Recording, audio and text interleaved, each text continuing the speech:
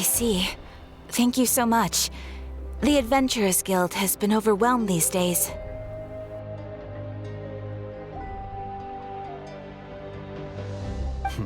No worries at all. We've always valued the strength of adventurers. Given the current situation, it's vital that we all work together. Since we're facing the same enemies, I'll send you the intel we've collected on the Abyss so far. Then we can take a look at how to coordinate our efforts. All right.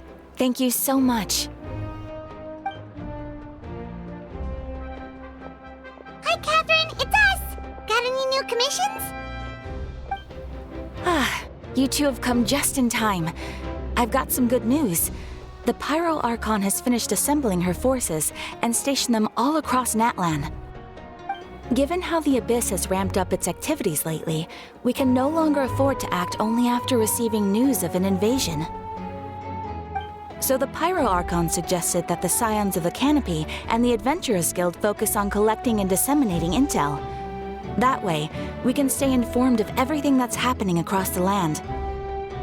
Once we receive word of enemy activity, we can notify the nearest camp and the stationed forces can take immediate action. Yes, precisely. This should also allow us to focus on gathering information rather than running around and trying to tackle everything at once. So please also take a chance to relax, you two. You've been working hard these days, and this will be a good opportunity for some well-deserved rest. So that's the plan. Whew, we can finally stop and take a break.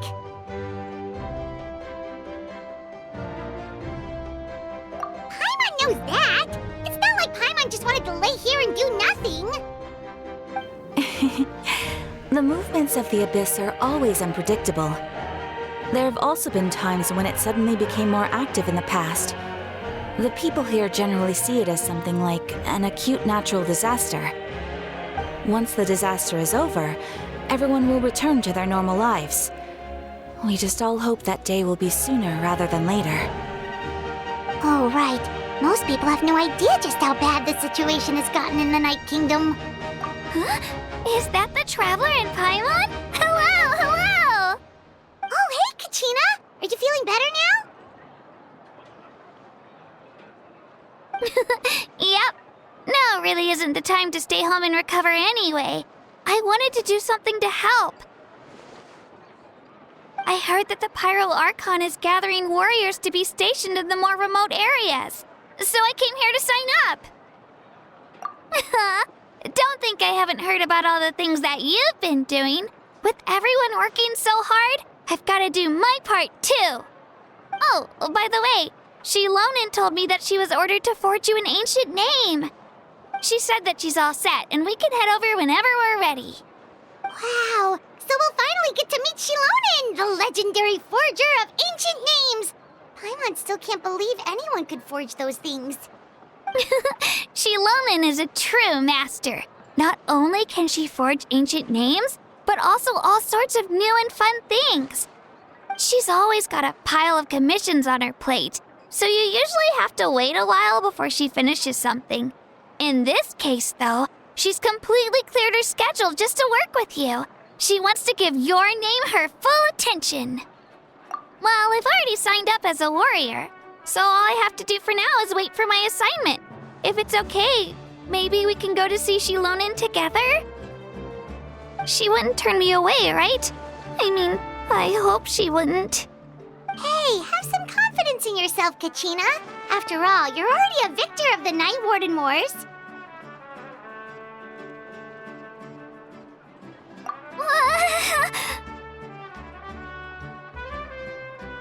On second thought, maybe I'll just find a hole in the ground to jump into and hide for a while.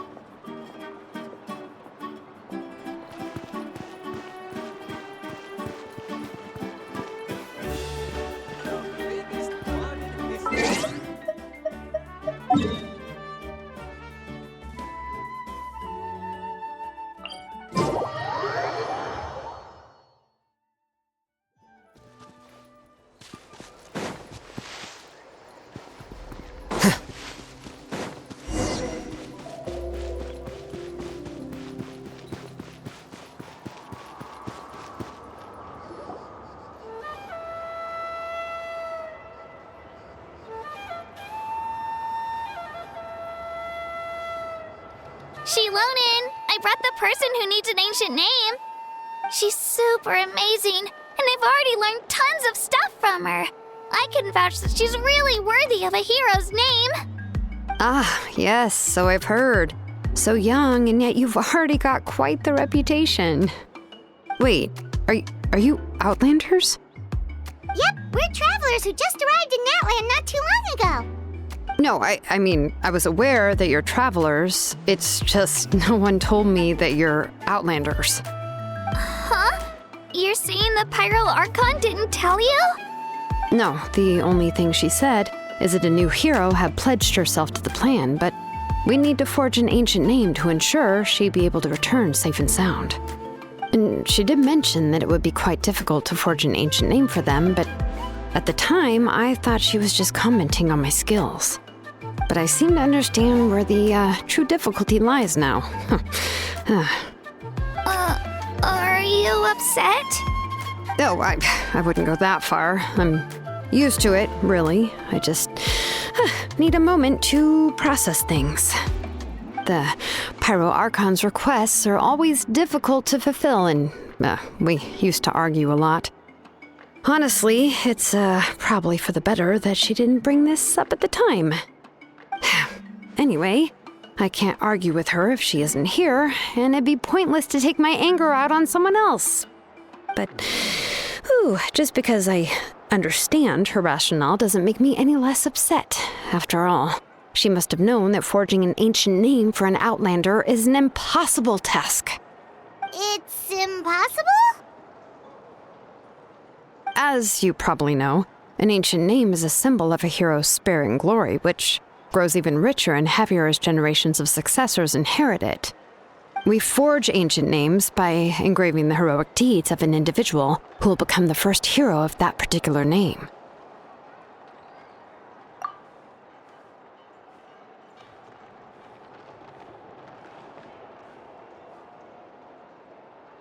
But they were all performed outside of Natlan, correct? Yeah, that's right. Then those deeds haven't been recorded by the Night Kingdom.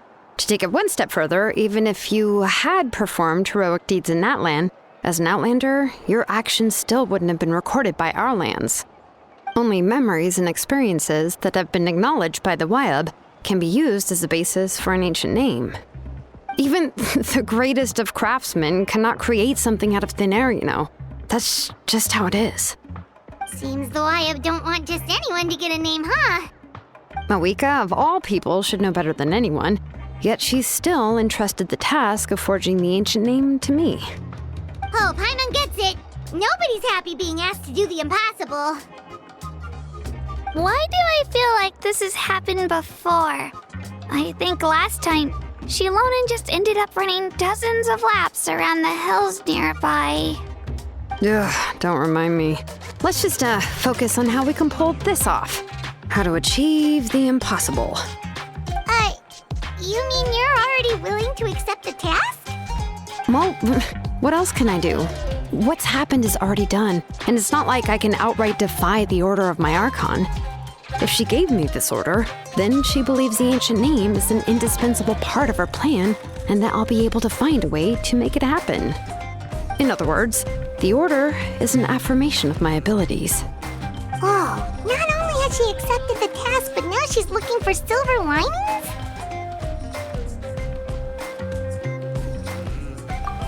Yeah! Let's see if we can find some special way to pull this off. If we really can't make it work, I'm sure we can still go back and talk to the Pyro Archon, right? The key is getting the Wyab to somehow acknowledge the traveler's existence and record her heroic deeds. We heard the voice of a Wyab when we were in the Night Kingdom before. We even had a whole conversation with her. If we can talk to her again, maybe we can figure something out together. Well, every tribe has their own Wyab. How do we know if the one you met is indeed the best one for us to talk to? Plus, considering the unprecedented nature of this situation, I have a feeling that the acknowledgement of one Wyab alone would probably not be enough. I don't know. That requires a level of knowledge that I do not possess. We need to find a consultant who's an expert on all things Night Kingdom and Wyup. The first person who comes to mind is Lali at the Masters of the Nightwind. The one we call Granny Eatstali. Oh, we've heard that name before. We used her Spirit Speaker Stone to find Kachina's ancient name. A person who can make something like that must be pretty impressive. I'm unsure she'd be able to help. Still, she's older now and quite eccentric. It's hard to even book a meeting with her, given that she's constantly holed up in her room and doesn't like to be disturbed. I've heard that to get her help, you have to be extremely patient with her and know how to keep her spirit up. I hate to break it to you, but... Huh. Why is that? I mean, didn't she already help you before? And you even managed to save Kachina. Well, yeah. At the cost of her Spirit Speaker Stone being split into two. Huh? Great going, Moeka. We're already off to a rocky start here. In that case, I guess your only option is to try to emphasize that this is an important order from the Pyro Archon. Hopefully, Lali would still want to show respect to the Archon. I'll also write you a letter on your behalf. If you can find someone to deliver it and mention some good things about you, then that should help too. Oh, let's ask Kanich to deliver the letter. He understands the whole situation and is already a familiar face to her. Paimon sure hopes a Hal won't interrupt when he's talking, though. All right, Kanich is a seasoned negotiator. I trust that he'll know the best things to say. Great. Then I'll go contact him right now. Please just give me a moment to write the letter, and we can meet up near the Statue of the Seven later. Sounds good. We'll take a stroll in the meantime.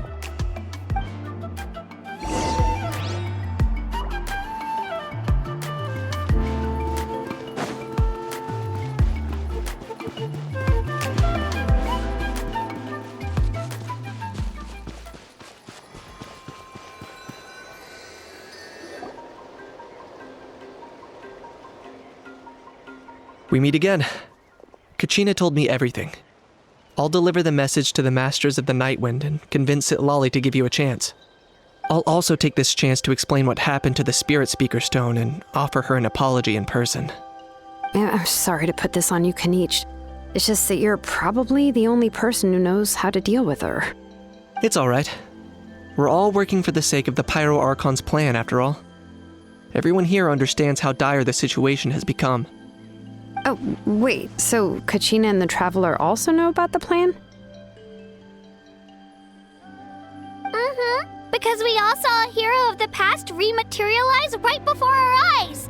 And then Mualani said that a ton of knowledge and memory suddenly flooded her brain. The Pyro Archon explained everything when we came back from the Night Kingdom, including the reason behind the appearance of the hero, as well as the current state of the Night Kingdom. Right. She mentioned there are 6 heroes and that Shilonen is one of 4 that have already been acknowledged. Oh, well, then I suppose there's no need to keep any secrets between us. Having companions walk by your side is perhaps the best solace when facing such a bleak reality. I have another piece of intel to share. We've pretty much identified the person who rescued the captain in the Stadium of the Sacred Flame. His name is Auroron, and he also hails from the Masters of the Nightwind. However, he spent most of his life living out in the wilderness by himself, away from the rest of the tribe. That's why his disappearance went unnoticed. By the time Lali finally realized that he was gone, no one had heard from him for quite a while. Lali knows him too? That's right. Auroron was an orphan raised by the chief of the Masters of the Nightwind and many other kind-hearted people in his tribe. Still, he's had something of an odd reputation his whole life. Odd, huh? Given how the Masters of the Nightwind love to babble about dreams and revelations, they're already a pretty strange bunch to most. I've never met Auroron, but if they consider him the odd one, he's got to be pretty far out there. That's right. So in that sense, Auroron and Citlali actually have quite a bit in common, which is why they get along pretty well. Makes sense. But Paimon wonders how Citlali could be the first one to notice Auroron's disappearance if she spends the whole day in her room. As of now, we still haven't been able to confirm whether Auroron joined the Fatui voluntarily, or if he was coerced. Citlali is probably eager to prove that Auroron hasn't betrayed his people. I plan to use this as leverage when I go to talk with her. Oh, so if I'm following, you mean we'll help her investigate Auroron and the captain's whereabouts? Yes. If you're all on board with the idea, then it becomes a mutually beneficial collaboration, rather than just a one-sided request. Even though I don't think Citlali is the kind of person to turn down an order from the Pyro Archon, working together with us will help her focus and not get distracted by the whole Auroron situation. Yeah! Plus, we kinda owe her one anyway to make up for breaking the spirit speakers down. This is a pretty well thought out plan, as expected of Molly Poke Nietzsche. Then, yeah, I'll leave my letter to you. Let's hope Citlali can meet at the stadium in 2 days. Sure. I'll head out right away. Take care out there, Kaniche. I'll be heading back as well. There's still a few things I need to pack. Okay, then let's part ways for now. I'll see you in a couple of days.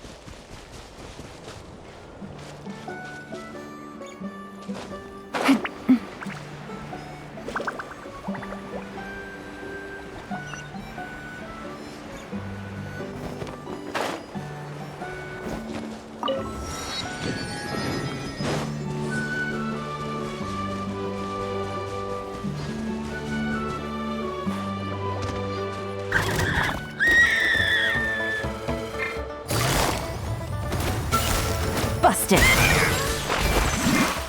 The bond is strong.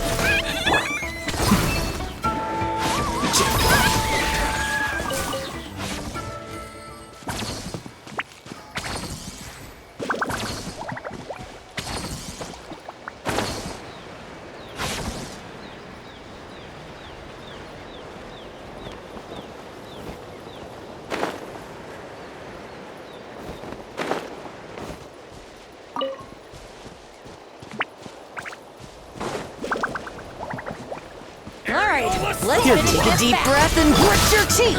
Take a look behind the veil. Game's up. Time's over. Stand with me.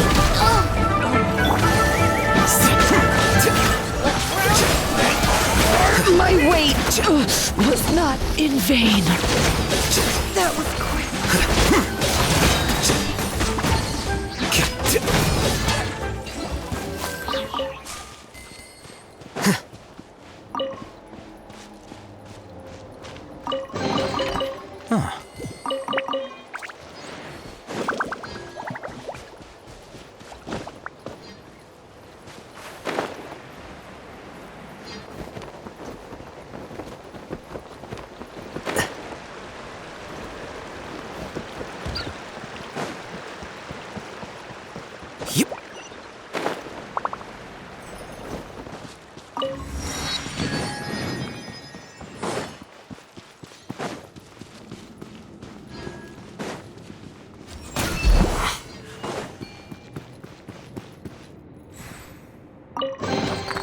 Here you go.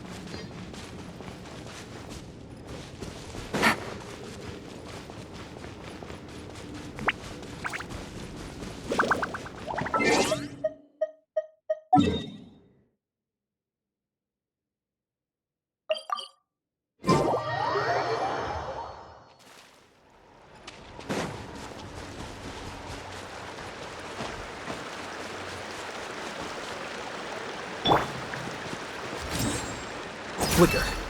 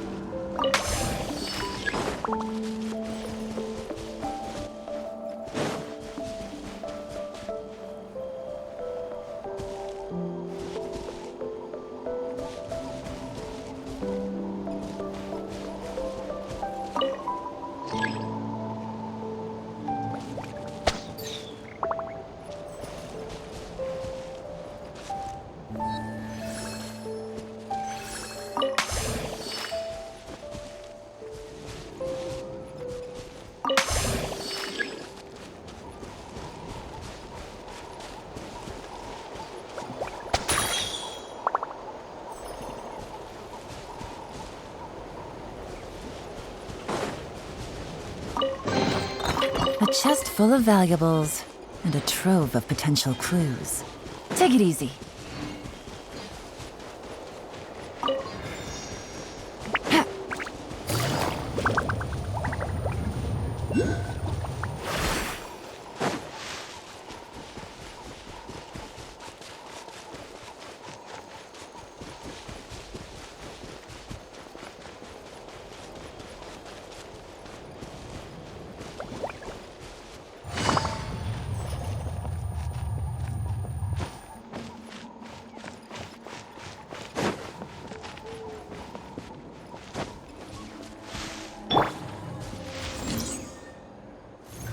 Here you are.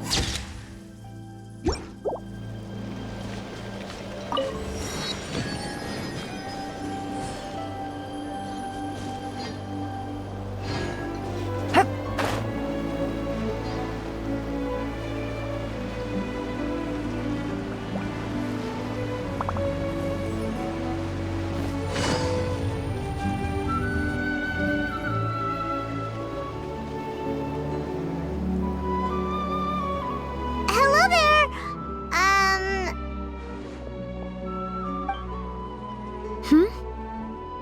Oh, are you lost? Need some help? Not lost. Exactly. We're on our way to the Collective of Plenty. Is this the right direction? Yep, that's my home tribe, actually. I can take you the rest of the way if you want. Score! Another local guide! We really lucked out. A guide, huh? Yeah, sure. Why not? From now on, I'll be your guide. There's a lot of cool scenery around here, actually. I can point it out along the way. It always leaves people in awe.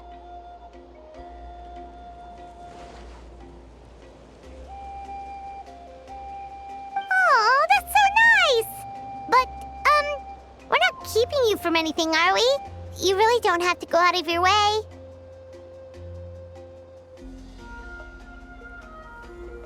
Oh, no, not at all. I was just doing some training, but I'm all done for the day. So I'm heading in that direction too. Plus, I can teach you all about the tribe.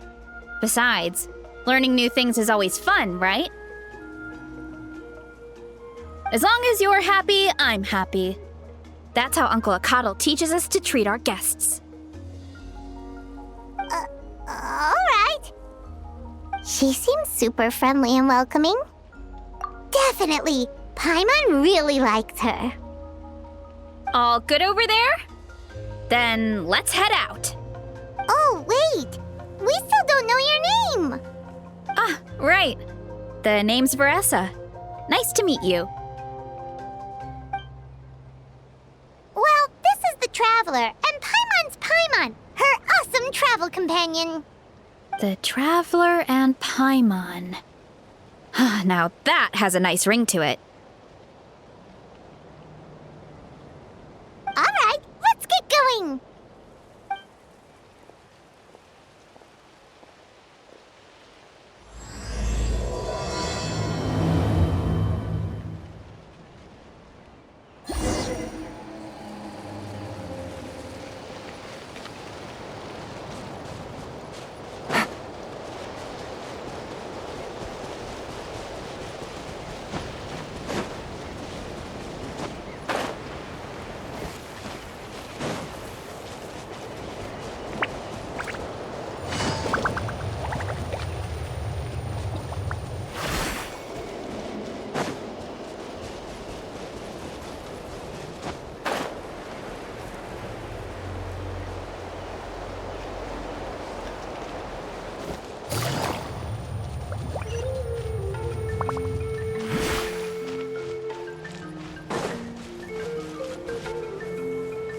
Take it easy.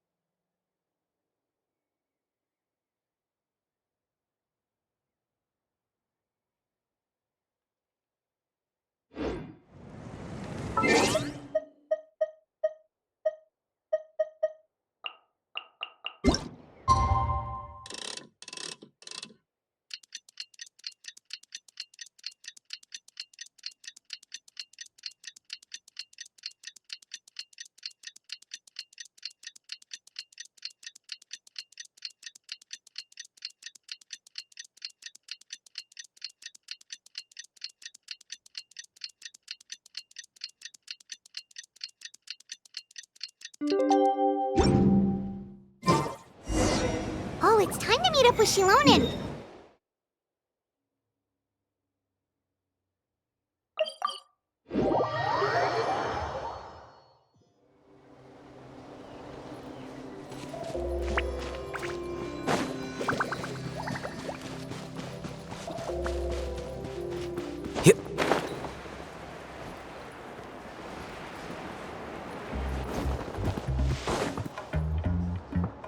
Hey, Shilonen, how's everything going? Oh, hi, Traveler and Paimon. I have bad news. Seat Lolly did not reply to our request, although I suppose I'm not too surprised. Huh? You mean she didn't even bother to give Kenichi a response? Guess she really does have quite the ego then. Yeah, well, she can be also quite eccentric, though she's one of the most gifted people around. Even the Masters of the Nightwind often struggle to work with her. My guess is that she probably has other reasons for not deigning us with a response. But let's go to the stadium and see if we can meet her there. If we do get a chance to talk to her in person, we can still try to work something out. That's true. Let's go!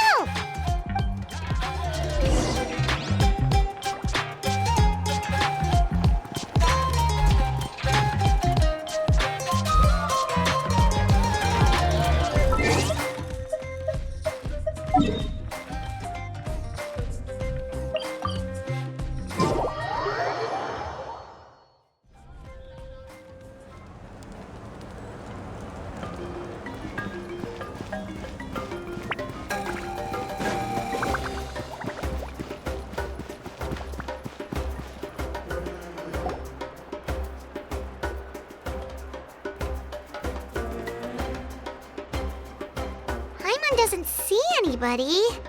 Seems she's just not gonna show up, huh?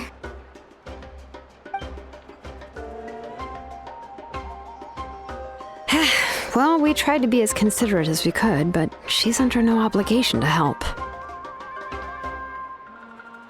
That might be true, but this is still a request from the Pyro Archon, right? Shouldn't the subject always answer the call of their Archon? A subject? Well, if you ask me, I'd say we're all more like friends with the Archon. Yes, Mawika is our leader, but that doesn't mean there's any kind of tall barrier between us and her.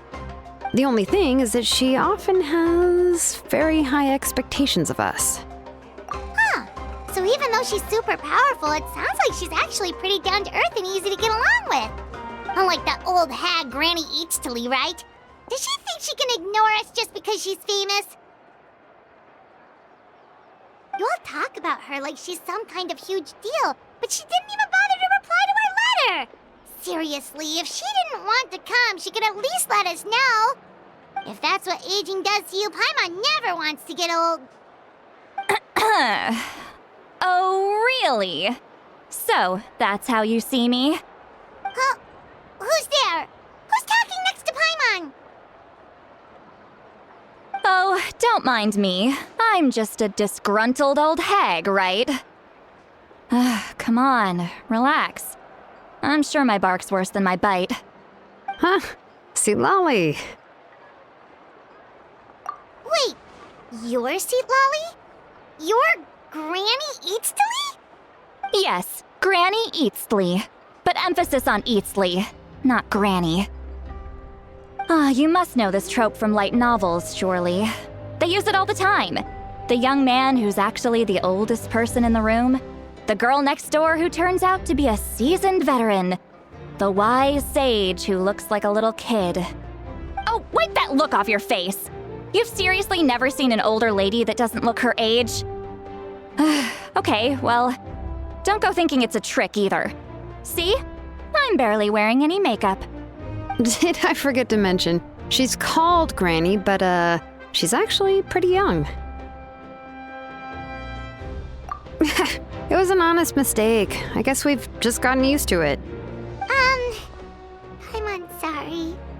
So, how old are you actually? What? How dare you? Don't you know it's rude to ask a lady her age? Paimon really didn't mean to offend you, it's just that your case seems really unique. Oh, Paimon just wanted to apologize, but now she's putting more and more of her foot in her mouth. Really, Paimon just got a little mad since we thought, well, you were gonna leave us out to dry. It was my idea to invite you here, Seatlali. So if you're upset, you can just take it out on me. All right. I was only joking. I didn't mean to chastise anyone. There's really no need to take all this so seriously. If anything, I'm gonna feel awkward if we keep this going. I received Kenichi's letter and was planning to attend this meeting. Since I had already decided to come, I figured there was no need to draft a reply that simply said, "Understood." Besides, just showing up is the most important part, no? But, of course, it's also natural for people to get held up by one thing or another as they're trying to leave the house. It certainly was a bit awkward to see that everyone else had arrived before me. At first, I was thinking of quietly sneaking over, But since you were already here waiting for me, I started to think about how I should phrase my apology. Only to hear you all talking smack about me. Anyway, that's the whole story. Honestly, it's not like I owed you an explanation anyway.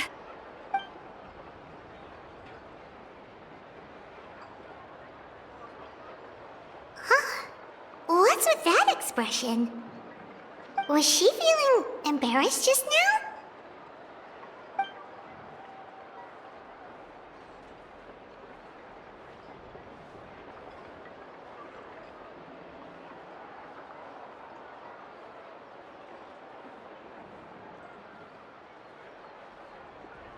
When the Masters of the Night Wind say they struggle dealing with her, I wonder if the feeling is mutual.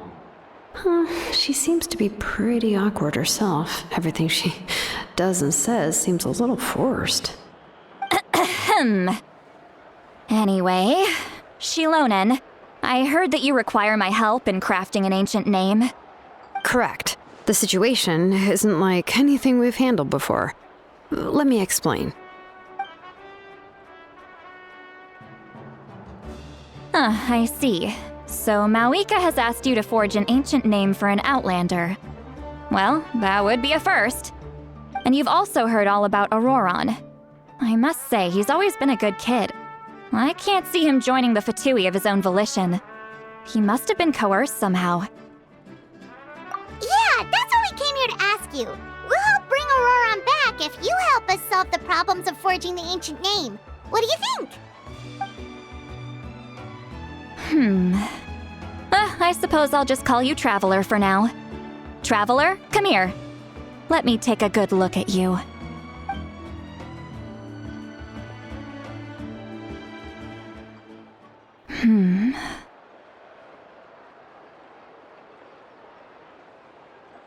Wealth leads to unending conflicts between people. Yet you alone transcend the value of gold.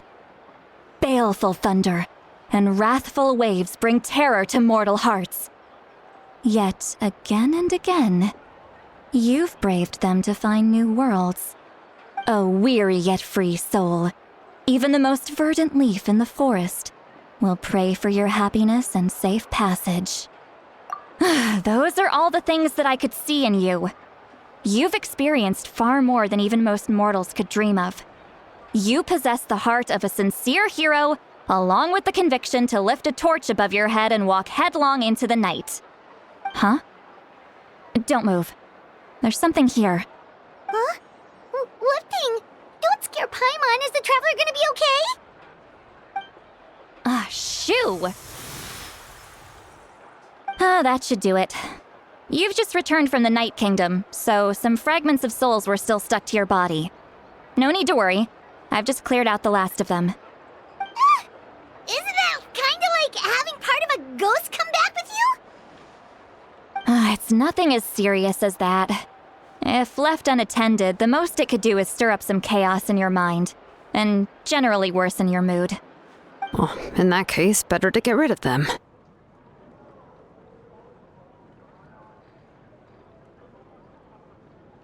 It was nothing. Shilonen, let's follow your proposal. Once you've brought Auroron back, I'll take you to see the Lord of the Night. The Lord of the Night? But don't we need to talk to the Wyab of the tribes? Something this important is beyond their jurisdiction. Only the Lord of the Night can decide whether we can grant an ancient name to one who does not hail from our lands. The Lord of the Night is an ancient entity that rules over the entire Night Kingdom, constantly borrowing the power of the sacred flame to combat corrosion from the abyss. Oh, so you're basically saying it's even more powerful than the Wyab of the tribes.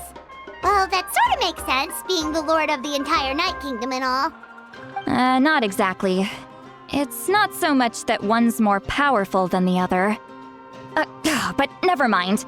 That's not important. It would take too much time to explain. Just listen carefully to what I'm about to tell you. The Lord of the Night is currently in a deep slumber, and we can only communicate with its consciousness while in a trance. In other words, in a dream. But I will need to prepare a few more things if we are to hold a ceremony to achieve the state of the trance. I'll make a list. Can any of you get everything for me? I can go. It'll probably be a long list, so better leave it to someone who knows all the local vendors. Sounds good. Then we'll go with St. Lolly to track down Auroron. Phew, the Fatui are nothing to scoff at, so please, be careful during your investigation. If you need any help, just come find me. Yep, we'll be sure to play it safe.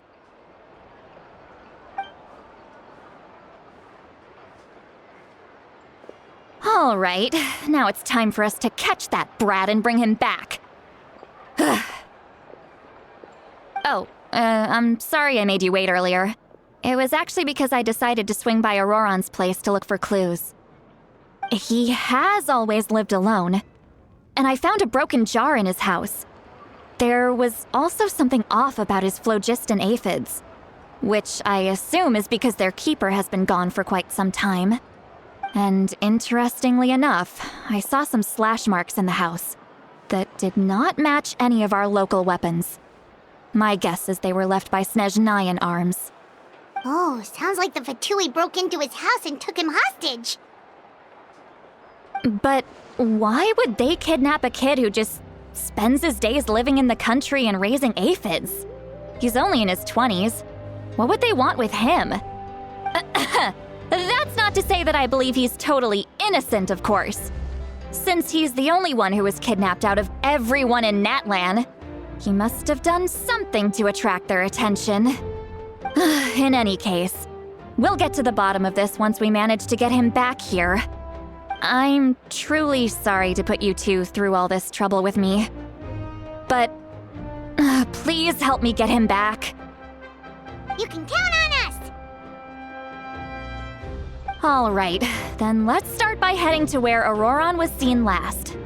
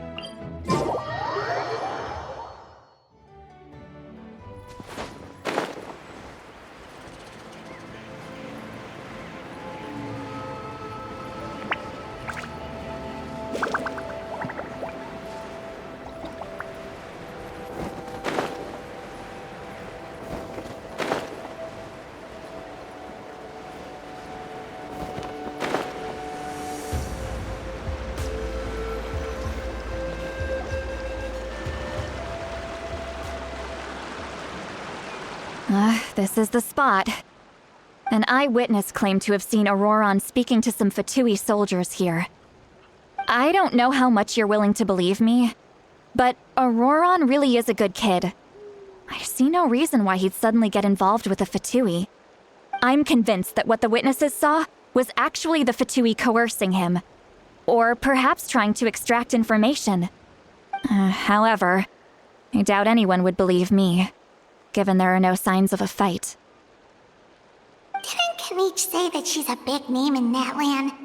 Feels kinda weird to see her so frustrated and helpless like this. Auroron? Well, he was left at the side of the road as an infant, and the people of the tribe took him in. You could say that everyone had a hand in raising him. He learned a lot from us, and once he reached adulthood, he built himself a house out in the countryside. He spends most of his days growing vegetables and raising aphids, living off of what he harvests from the garden. He's always been such a good kid. He would even get his friends to deliver whole bags of fresh produce to my place.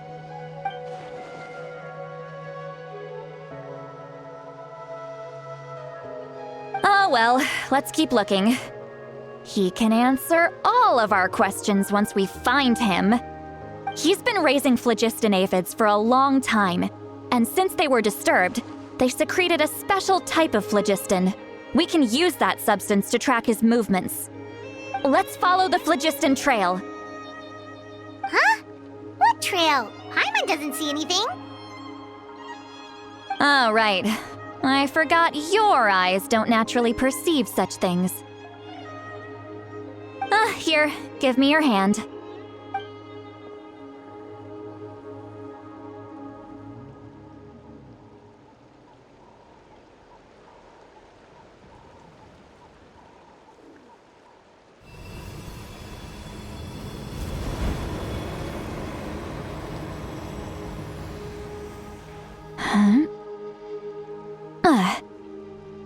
How about now? What do you see?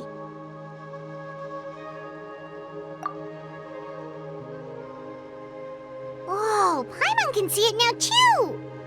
That's right. I used a spell to temporarily transfer a portion of my senses to you.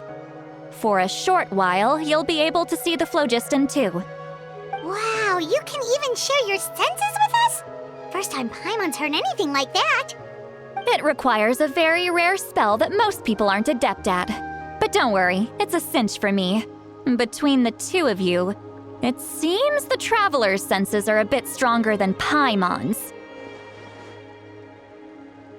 When I held your hand just now, I could sense that you've got a great affinity for phlogiston. You're extraordinarily gifted. Anyway, we'll need to use our vision now to track down Auroron. Good luck, you two. Over here, this way! See, Lolly might say a lot of deep and confusing stuff, but this spell of hers is really something. What does she mean by deep and confusing? As far as elderly shamans go, I'd say that I'm already pretty easy to talk to. Is there any other old hag who's as fluent in the language of the youth as me?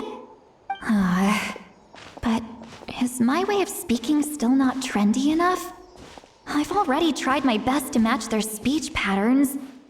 But given the looks on their faces just now, or perhaps I'm still not fashionable enough? But that can't be, right? Don't tell me they're still getting the impression that I'm super old-fashioned. Huh?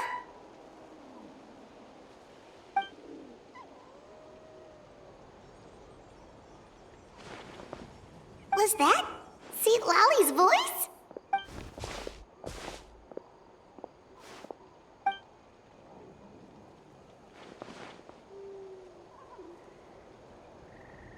Now that I think about it, it's a good thing I found some helpers this time.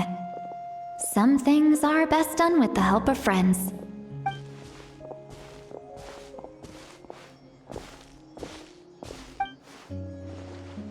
Oh? They appear to be feeling quite confident. Looks like our work will go smoothly.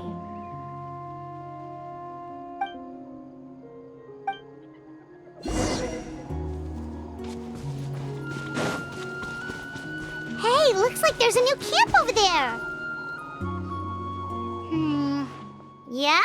Judging by Paimon's experience as a guide, it definitely looks like people set up camp here. Wait. The phlogiston here is a bit odd. Let me see. Paimon sees a small shape here. Could it be some sort of symbol? This is a distress signal for the Masters of the Night Wind. Only someone from our tribe would recognize it. So Auroron was indeed being threatened. We've got to find him, fast. Leaving such a subtle mark implies that he was trying to be discreet. In other words, he was probably under the Fatui's watch.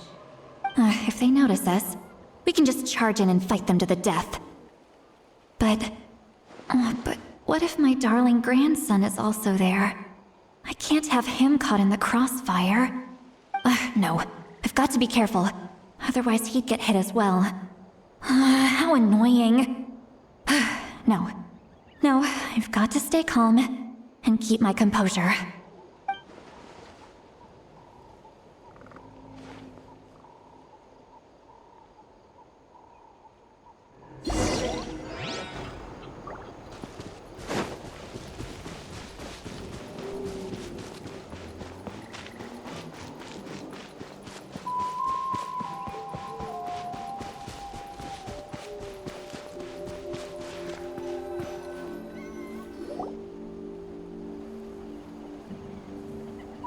more traces of people staying here too.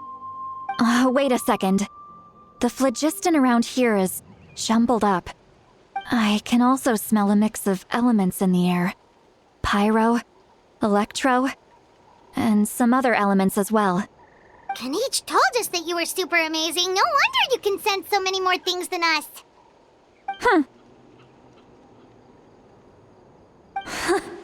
It's about time that little brat said something nice about me.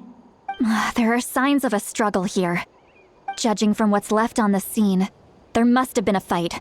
But after that, the factions seem to have gone their separate ways. Both the phlogiston and the elemental traces in the air support that. Do you still remember the little mark we found before? Paimon's thinking, what if Auroron wanted to leave another distress signal, but was caught by the Fatui?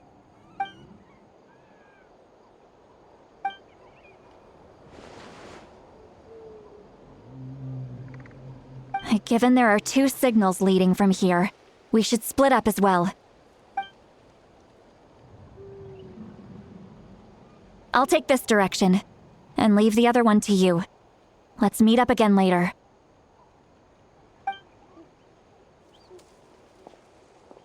Auroron, what the heck were you doing?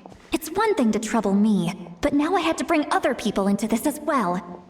You little brat.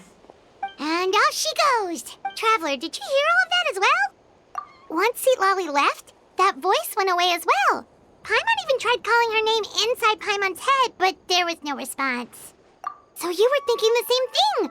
Paimon also thought that if we could hear what she was thinking, then she could probably also hear what we were thinking in our heads. She did say that she was quite adept at this spell, and it doesn't sound like she's had any trouble with it in the past. Huh, maybe we're a special case and can hear her thoughts as a side effect. If you think about it, she's really got a lively inner world. It paints quite a different picture from Paimon's first impression of her.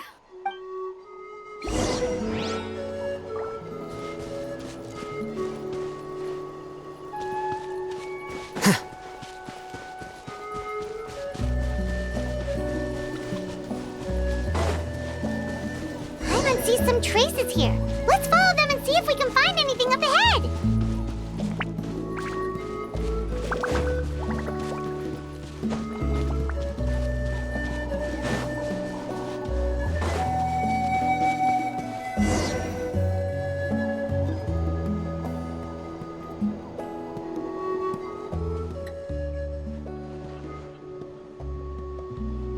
Did you find something?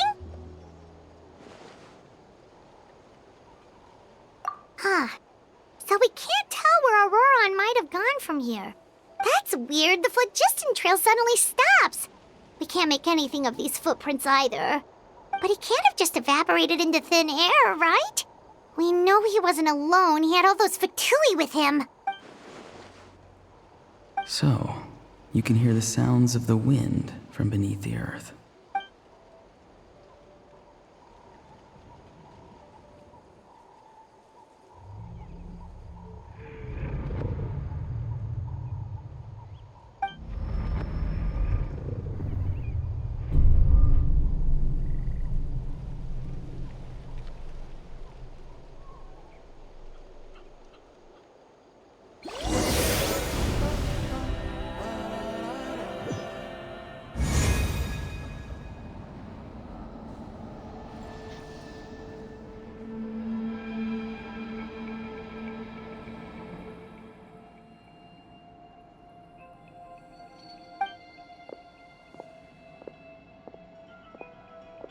I'm very sorry, but please do not move. I have no desire to hurt you. I apologize that our first meeting has to take place like this. It's just that you're much like one of those animals with ears that perk up as soon as it senses danger in their environment. And given your combat proficiency, I would not have been able to gain an advantage over you if you were anywhere else in the world. However, you're now in the Night Kingdom, a familiar domain to the masters of the Night Wind. Hello, traveler. I'm Auroron, the one you've been searching for. Ah, the Fatui's custody. I see. So even Granny has told you that I was coerced by the Fatui. I'm afraid you've been brought here by a lie, like a false omen in the lingering smoke. My friend and I only left those traces to lure you here. Deceiving you was never our true intent, however. It was simply the fastest and most feasible way for us to set up a meeting. Greetings, traveler from afar. Be careful with this traveler. Her soul is temporarily restrained by us, and it appears to have become more fragile in the process. It's taking all my concentration to hold on to her.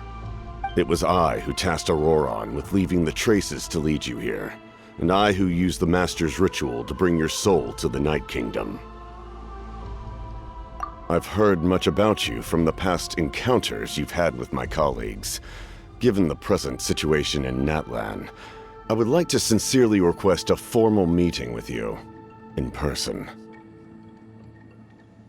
I will use the opportunity to explain my goals and motivations to you, as well as why I mistrust Malwika, the Pyro Archon. I believe there is little reason for you to blindly follow her plan. If you would like to hear our intel, then find us to the east of the stadium. But remember, not a word of this to anyone. I would like to avoid any further conflict. You will see me again once you return to reality. No matter what I say, please, help me keep this a secret. This is all to avoid dragging Granny into this conflict.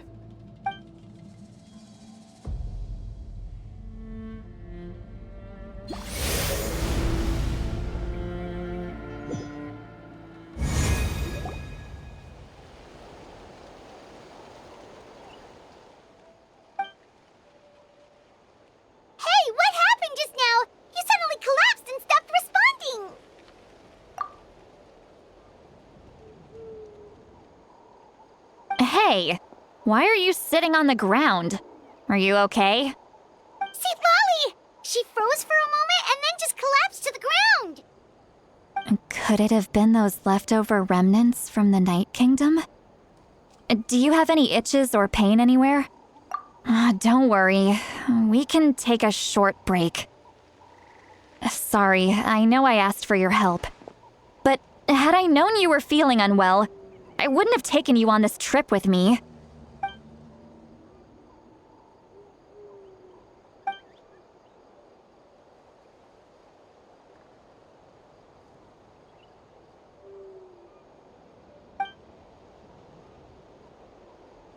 If you're feeling sick, you should just say so.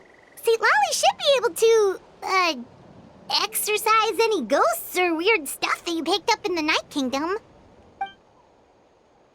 A seasoned traveler must know the importance of not pushing yourself beyond your limit.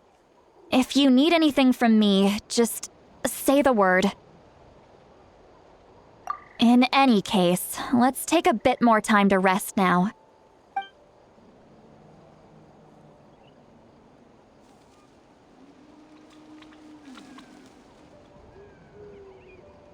Need to be more careful next time.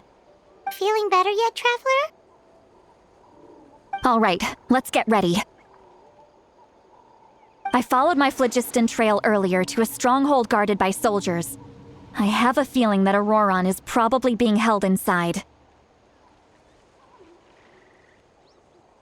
Oh, so it's close by. Then let's head over right away. Well, I recruited you to be my helper, which means we're in this together. Like the wind and the clouds. We either move as one or not at all. But if you want to make it up to me, then just be sure to fight extra hard when the time comes.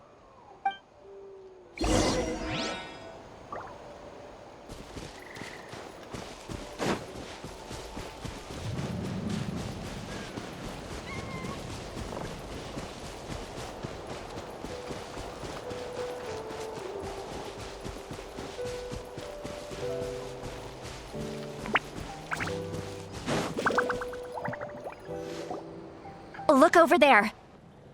Huh? Paimon thinks she sees someone in the middle of the camp. That's Auroron. So he really was taken by the Fatui.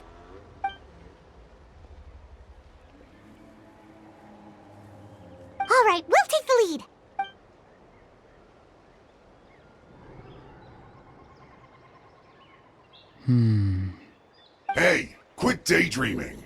Don't you have work to do? I cannot see the sun. What? Without the sun, I cannot see the truth. You are currently blocking the light, so I must beseech you to move aside. Huh? Okay, Mr. Philosopher. That's enough mumbo-jumbo. Wow. I'm going to rip that guy's head right off. See, Lolly's struggling to control her temper now. Are you ready? Let's go kick their butt on my count. 3, 2, 1! Still trying to resist? You've got no idea who you're up against. Back into it!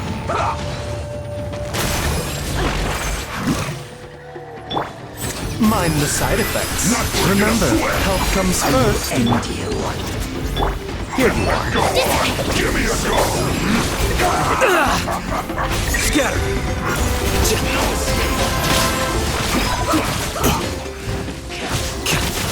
My duty at hand.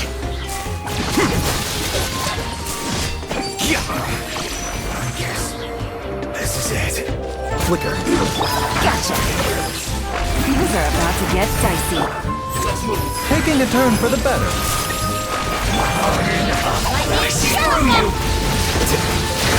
You can't run!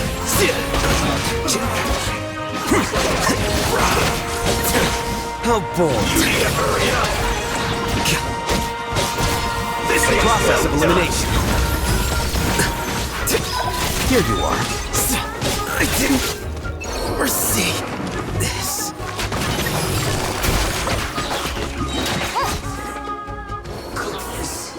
Through. Auroron! Granny! Paimon knows she's called Granny Eatsley, but it's still kind of weird hearing someone actually call her Granny. And greetings to you too, other Granny. What did you just call her? Granny. Is that not right? You are Granny's friend, are you not? You seem to be approximately the same age as her, so I figured you're also a Granny. How many times have I told you? It doesn't work like that. There are a lot of people who look about the same age as me. You can't go around calling everyone Gramps or Granny. Oh, wait. He's not a child, is he? Don't tell Paimon he's one of those people who look like an adult but are actually only 8 or 9 years old. Oh, your words have pierced my heart like a thorned vine. Given how hard those thorns are to remove, I may just need to find a pair of tweezers. Why are you so upset? You can just say yes or no. Of course I'm not a child. It's just Granny always taught me to show gratitude where it's due. And since the Masters of the Night Wind raised me collectively, I basically see everyone above a certain age as an elder I should look up to.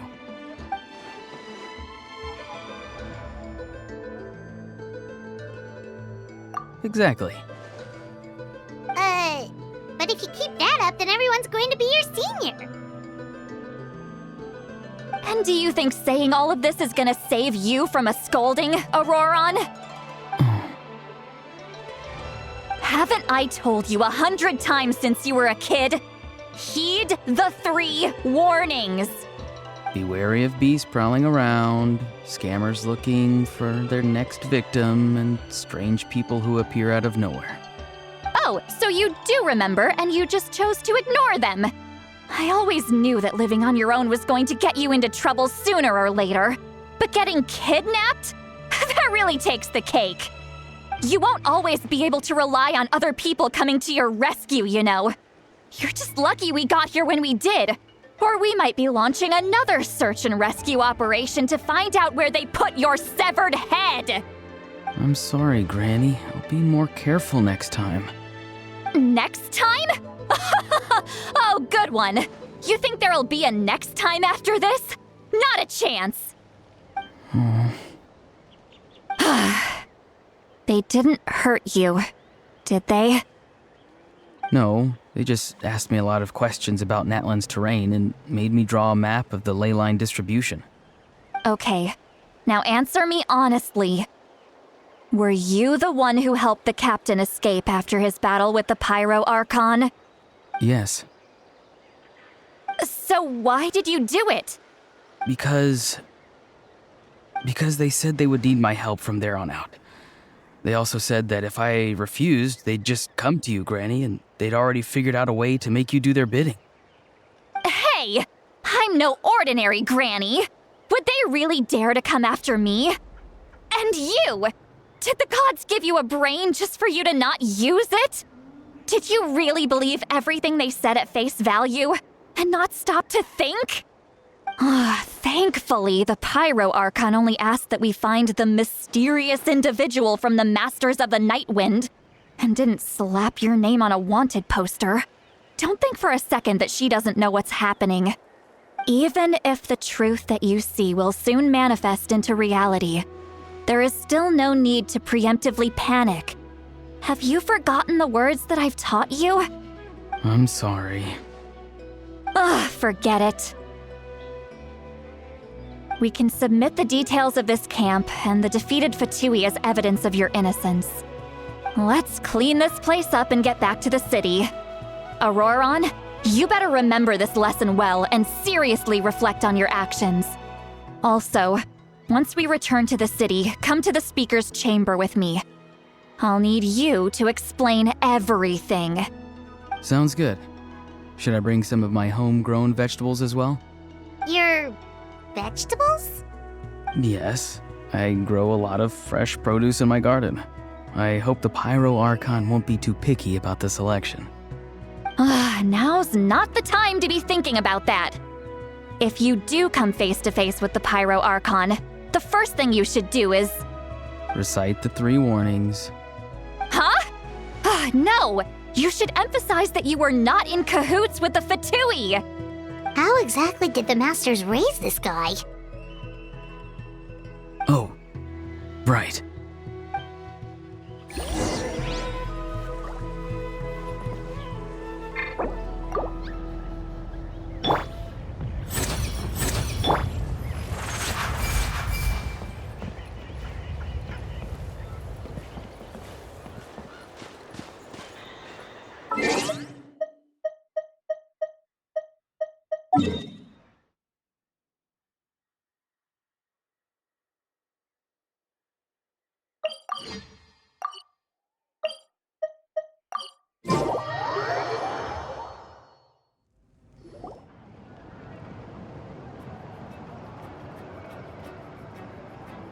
I see.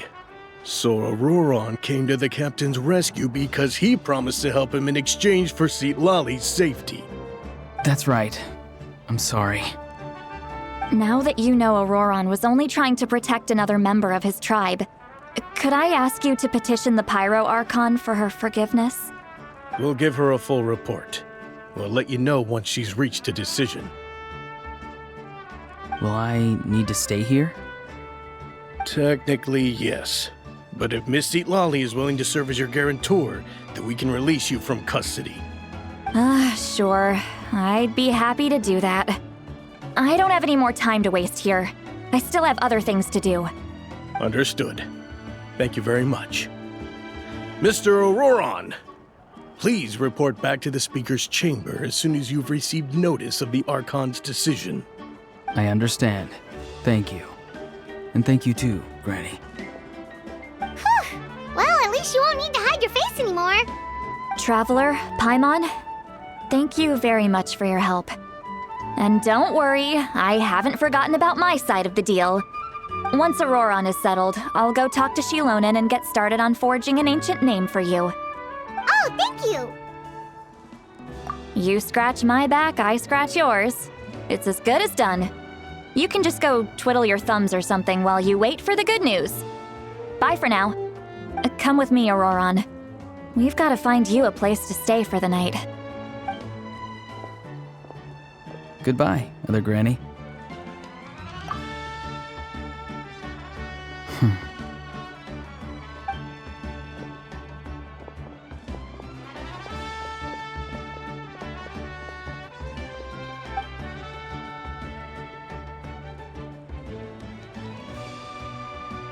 We're finally done. Alright, it's time to find some grub. Huh? What is it, Traveler? What? That captain? Sorry. Paimon just didn't see that coming. So you really saw him in the Night Kingdom? And he didn't attack you? Oh, that Auroron, what is he up to? He sounded earnest enough just now. Paimon would have never guessed anything was happening. All that stuff about protecting Seat Lally and being forced to help the Fatui when he's actually been a willing accomplice all along.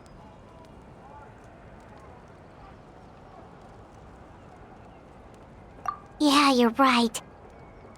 Still, Paimon appreciates you telling her about this. Paimon will support your choice no matter what, so if you want to go, we can go together. We still have another whole day before the meeting, so we'll just meet with them when the time comes.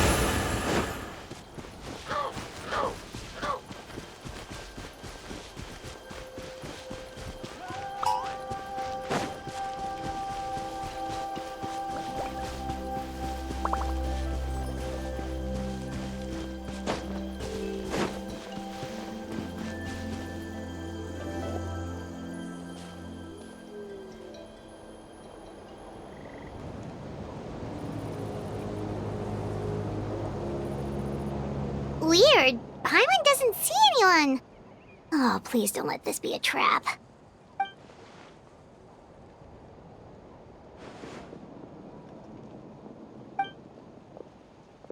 What was that? Good evening. Nice to see you again. It's you. You shouldn't pop up from behind people like that. What are you, a ghost? I'm terribly sorry. It's just a force of habit. And what's with you apologizing all the time? You sound so polite and honest, but you're actually doing shady stuff behind people's backs. You're right. Granny tells me that too. Huh. Come to think of it, you remind me of her. Sometimes you two sound really similar, you know. Oh, so you're gonna call Paimon Granny too now? Well, I could.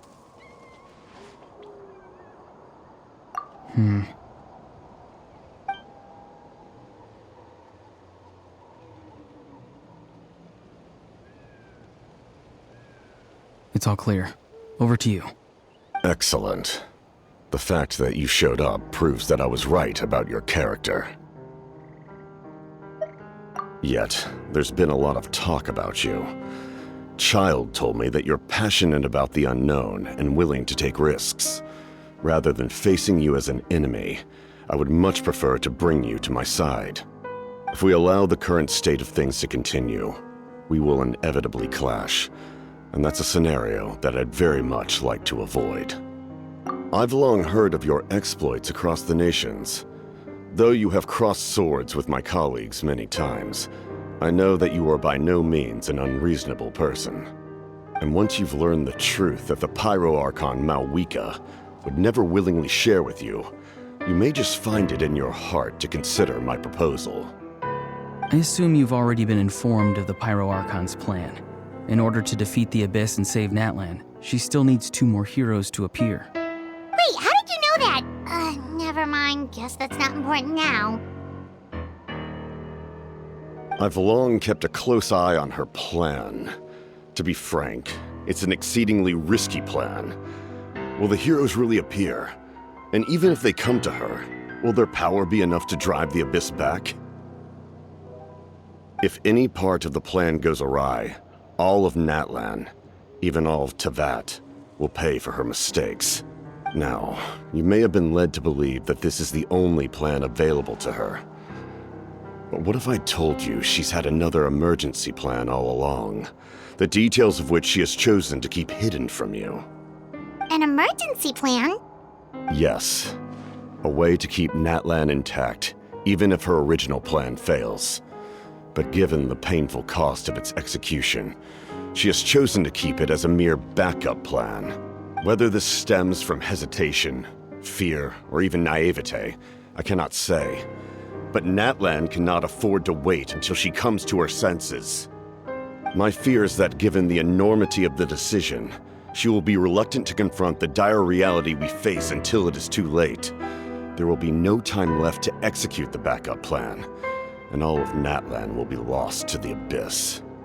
We have to make the decision for her, here and now. Yeah, do you have any evidence for all this? Just telling us a bunch of scary stuff isn't enough, you know. Besides, wasn't it you who tried to seize the Gnosis for the Tsaritsa's plan?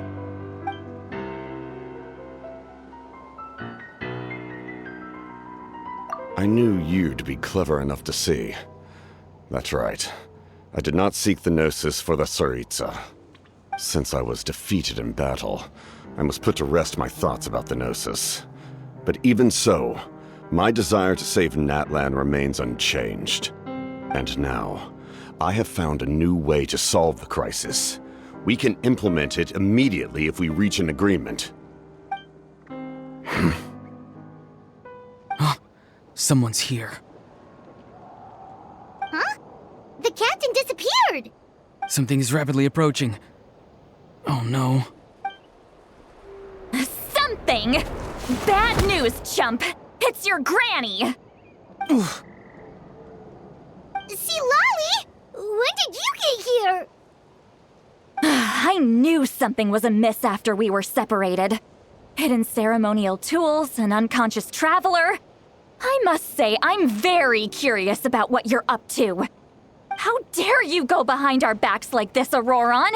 Colluding with the Fatui? Really? Oh, here we go again. Cat got your tongue, huh? You really think you can avoid a scolding just by staying quiet? I'm not trying to avoid anything. Oh, and now you're talking back. Well, go on then. Explain yourself. What the heck are you up to? I'm sorry, Granny. I feel so guilty. You!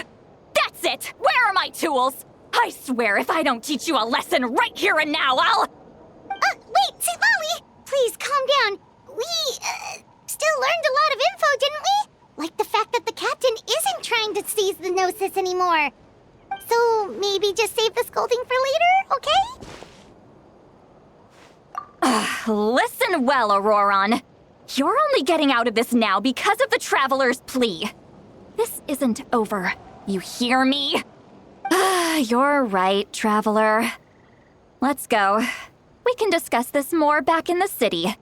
You two keep an eye on Auroron for me, okay?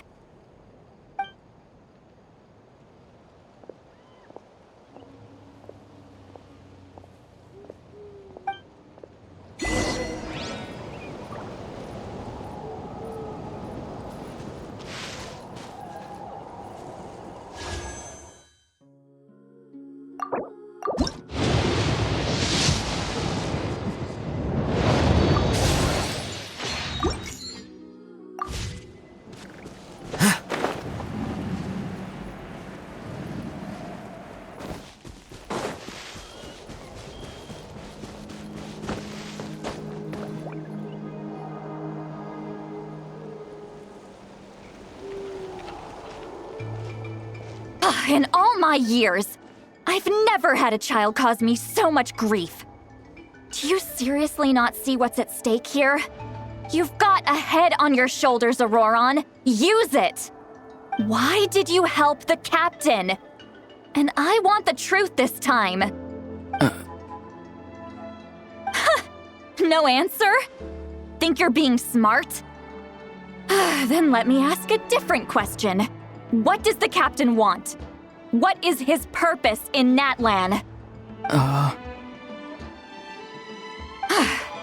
Really? You're just going to stonewall me?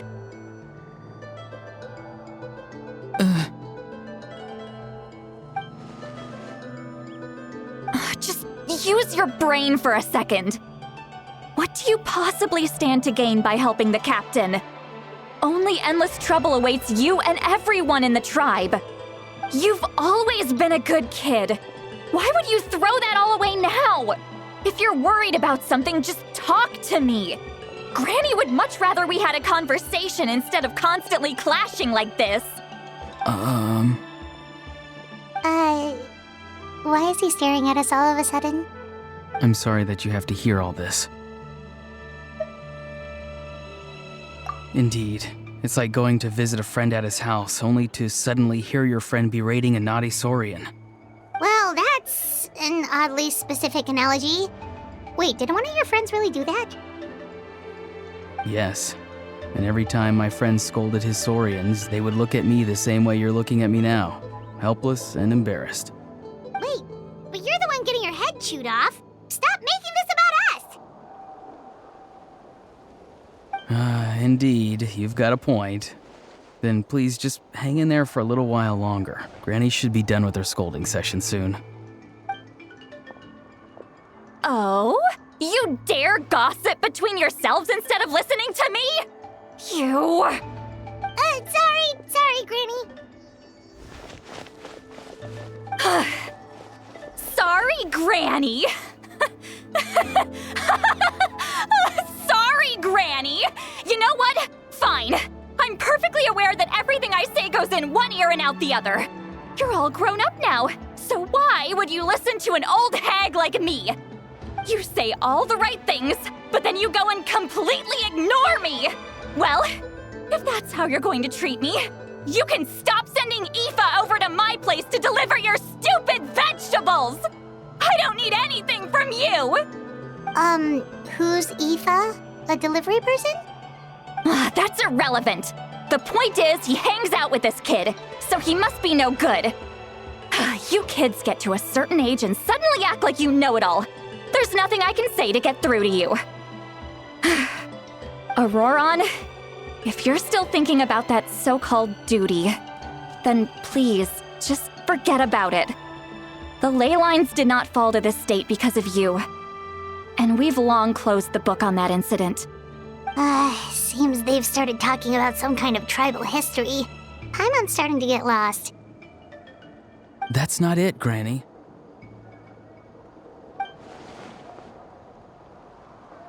I know you tend to get down on yourself when you're upset, but I can tell I really hurt you this time. All I can say is I'm sorry. His voice. Auroron! Where have you gone?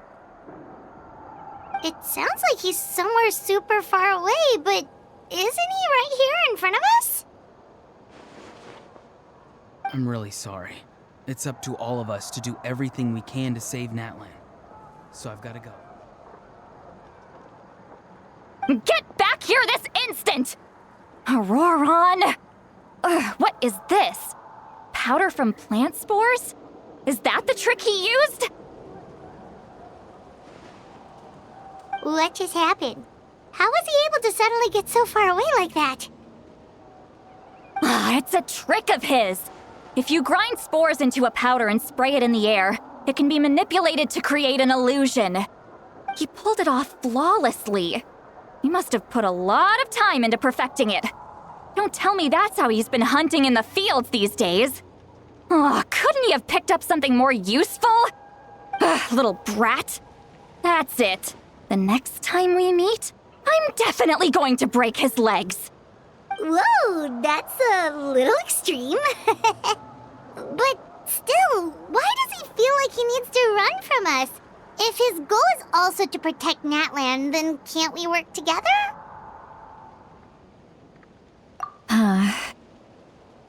I'm sorry for interrupting your conversation with them earlier. But even if you'd been able to hear them out, there's no guarantee you would have gained anything substantial. Auroron probably did everything he could to get away because he knew I'd get the truth out of him sooner or later. Ah, that brat. I swear.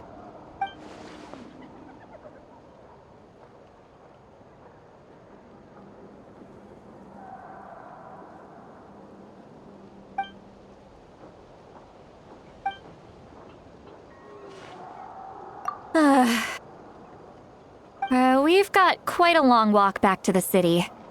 Let's take our time. It'll give me a moment to figure out how to explain all this.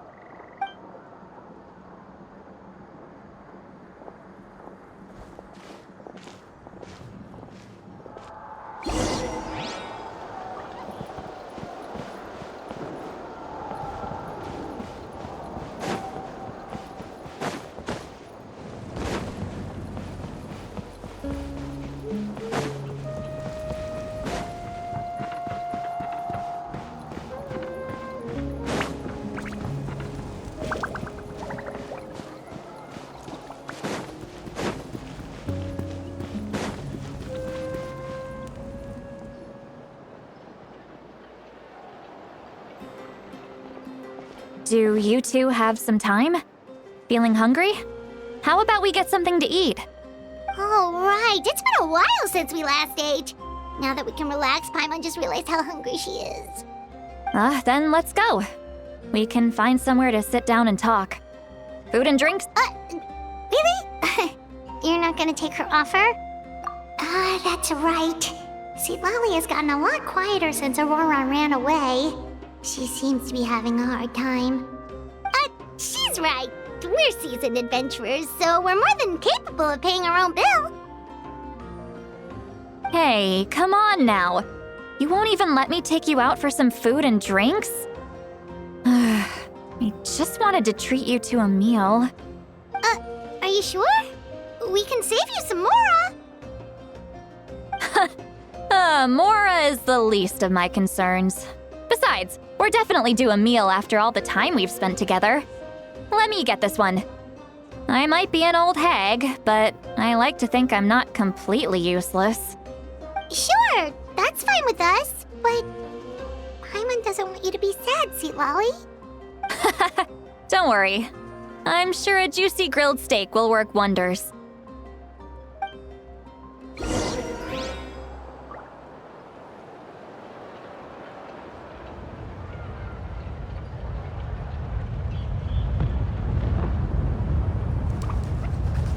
The scribe's work is simple, which is exactly why I took the position.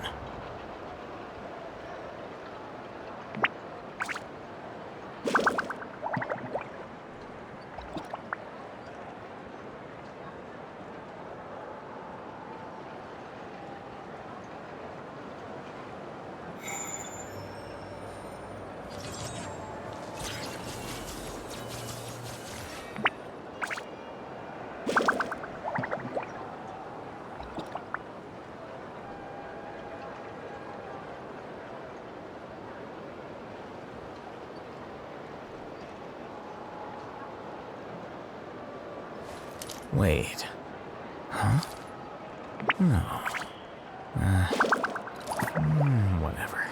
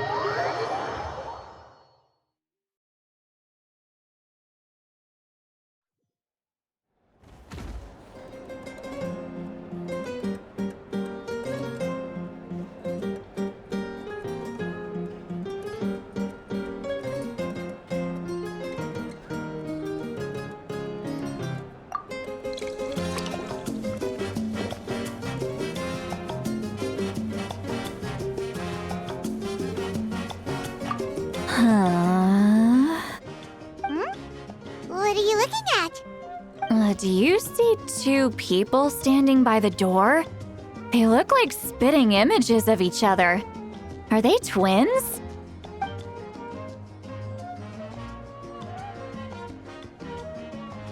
But Paimon only sees one person there. Huh? How could that be? I guess my mind isn't as sharp as it used to be. Give me another bottle, boss! Do you think she's drunk? There you go, miss. Oh my, it's not every day you get to see Granny Itzley here with some friends. Not to mention ones who've made a huge name for themselves recently. Oh, so you've heard of us? Of course I have. Aren't you the ones who saved Kachina and brought her back? No wonder you hit it off with Granny Sitlali. She wouldn't spend time with just anybody, you know. I don't even remember the last time I saw her with a new friend. Wait, so you call her Granny too? Well, given our ages, it'd probably be more accurate for me to call her my great-great-granny. She's one of the most famous people at the Masters of the Nightwind. Most days, hardly anyone even dares talk to her. Huh? Gossiping about me right in front of my face now, are you, Chonka? Oh, please, Granny, I wouldn't dare. I'm just beyond happy to see you bring over some new friends. After all, any friends of our regulars are sure to be great customers too. All right, that's enough. Go on now. I'm sure the other customers would like to talk to you as well. There's no need to keep staring at me. I promise I'll keep my alcohol down until I leave. Well then, you have my thanks.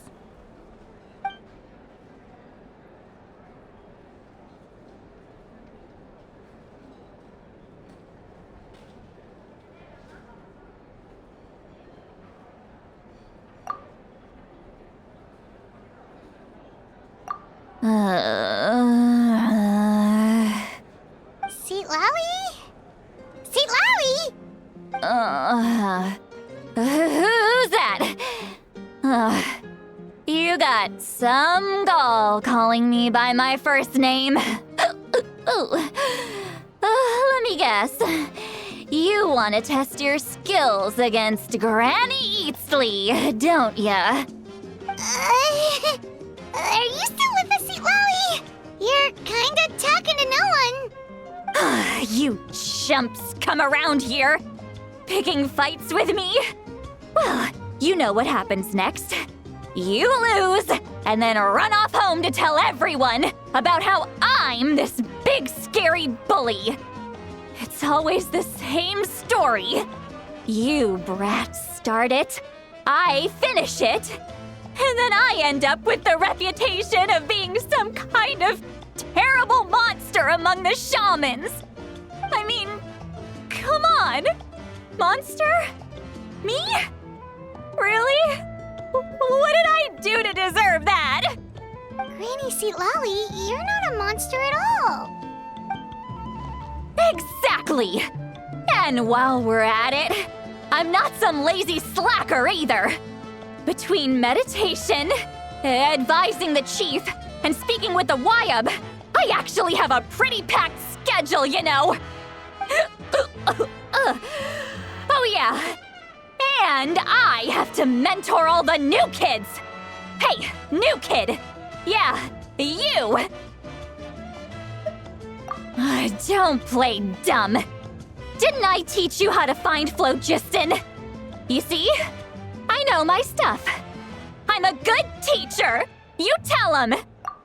That's more like it. About dang time someone showed me a little respect. Yeah, Granny's a hard worker, all right.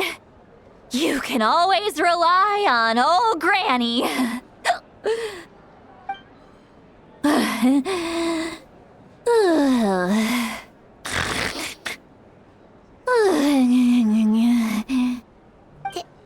Did she just fall asleep with her eyes open? Oh, jeez. Behind this pitch-black curtain, a chapter of hatred reveals itself. Behind the smoke. The lingering smoke. She's meditating again. She does this whenever she's had a few too many drinks. Her mind's actually racing at this point. It's quite the opposite of sleep. Is this another specialty of the Masters of the Nightwind? No, I'd say it's an ability that's unique to Citlali herself. While she can easily pick up everyone else's skills and tricks, few have been able to master hers. Warning, warning. Red, the color of danger, has now arisen within that pair of eyes. Huh?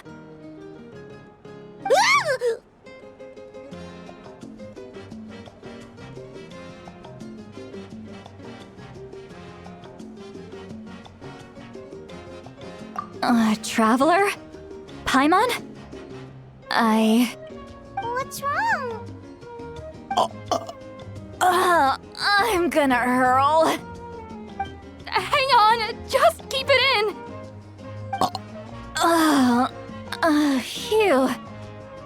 Okay, it's passed.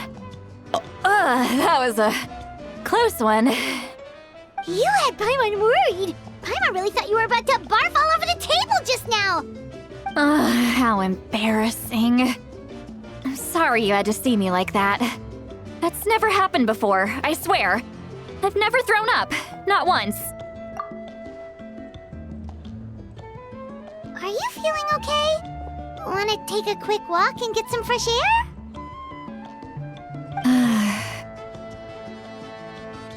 There's so much that I want to say, but I can't.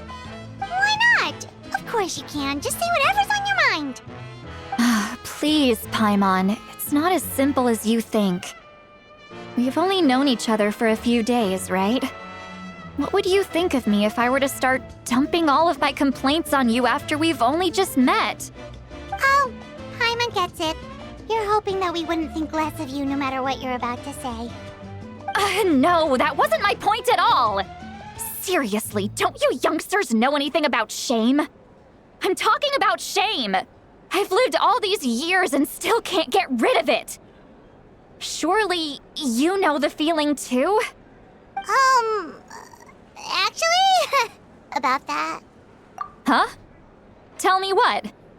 Yeah, this is as good a time as any.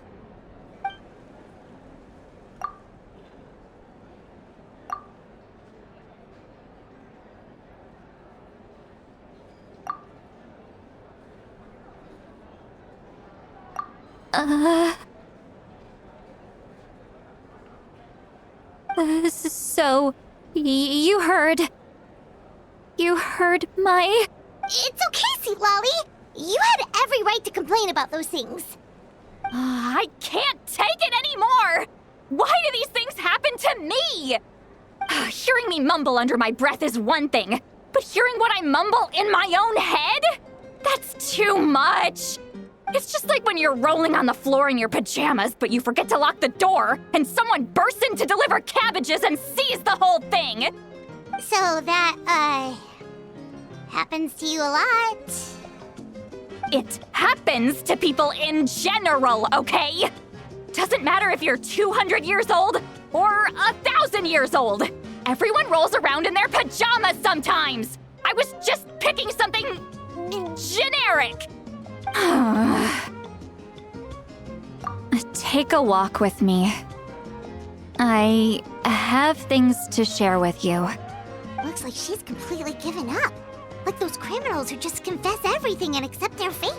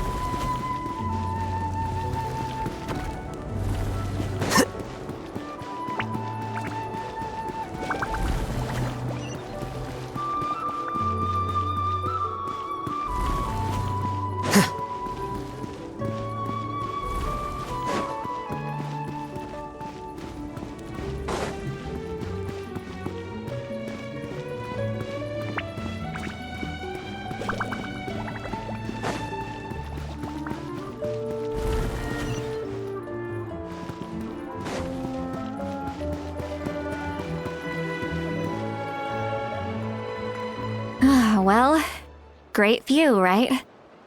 I love coming here by myself. Wow, it's beautiful!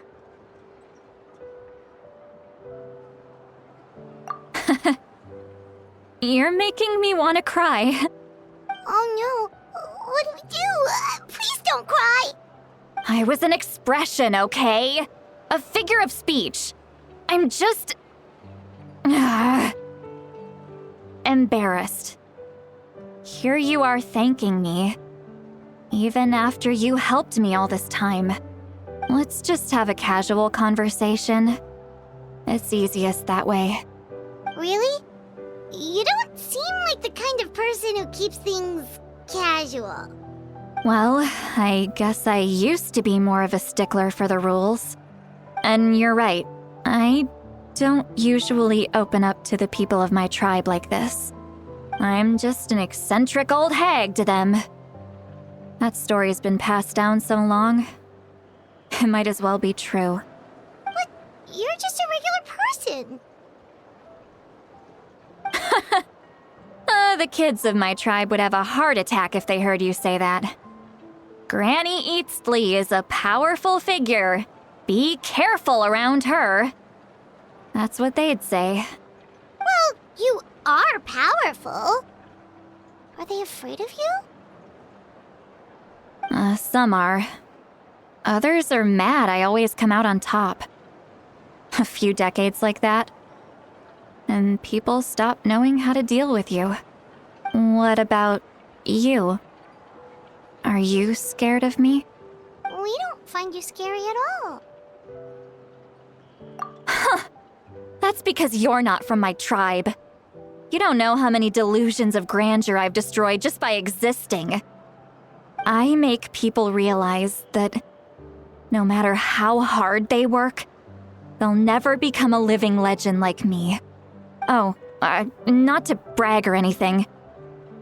Maybe it's hard to believe. Just pretend I never said anything. We believe you. Shilonen has full faith in your abilities, and Auroran didn't seem scared of you.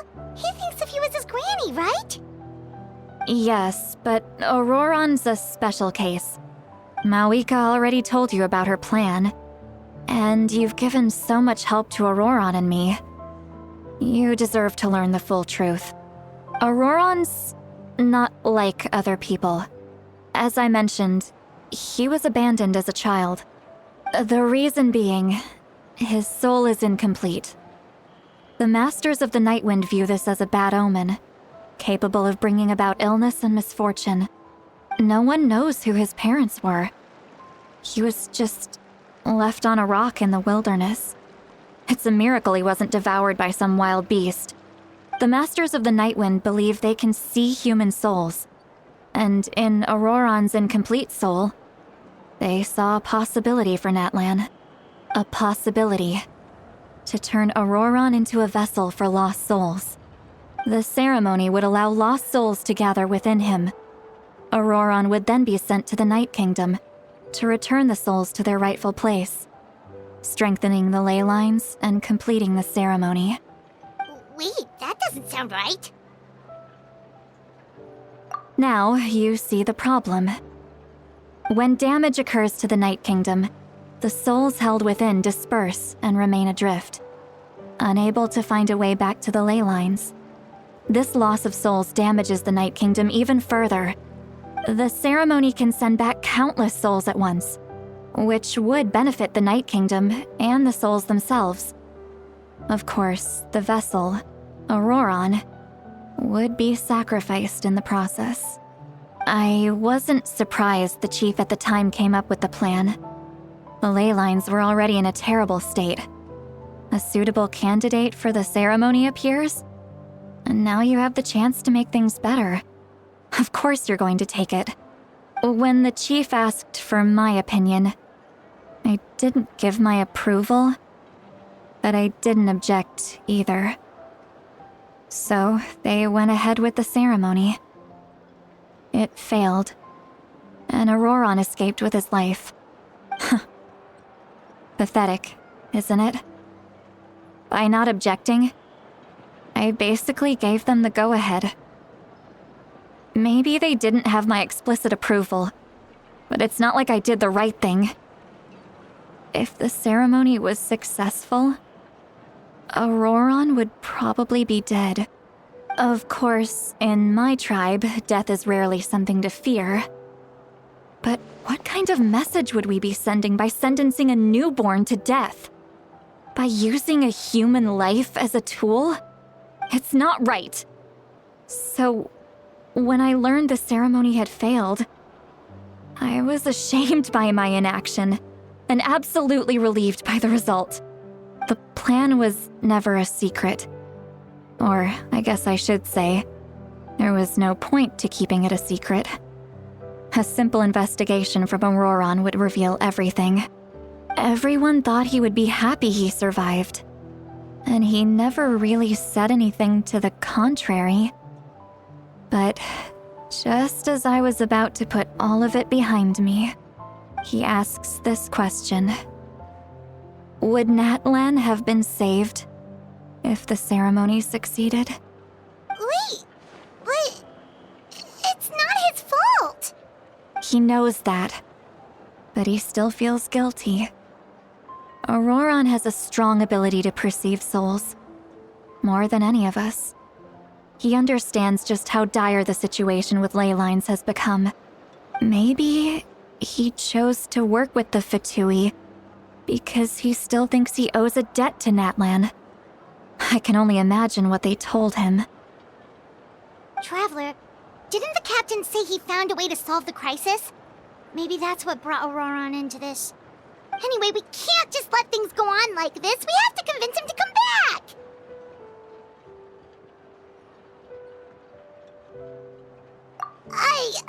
You don't look so good, Sweet Lolly. Maybe you should head back and get some sleep. Probably drank too much. It's okay. The fresh air is doing me good. Okay. Forget that. I need to go home. I hit it a little too hard. You've helped me so much already. How do I even begin to thank you? Hey, we're friends, aren't we? Besides, you already said you owe us a favor, so you don't need to worry about us. Good point. Well, I'll go home and get some sleep. We can figure out our next move in the morning.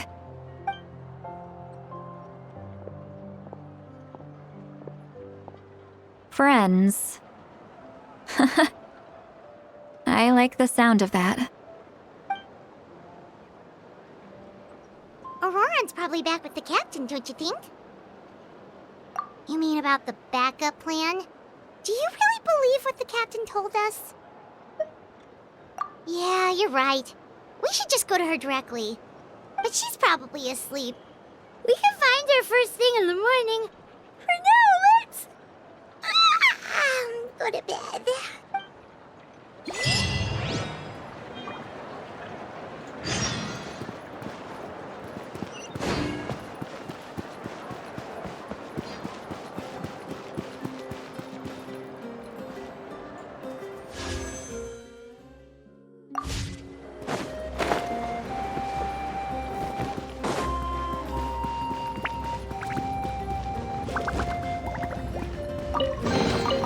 Don't let any of it roll away now.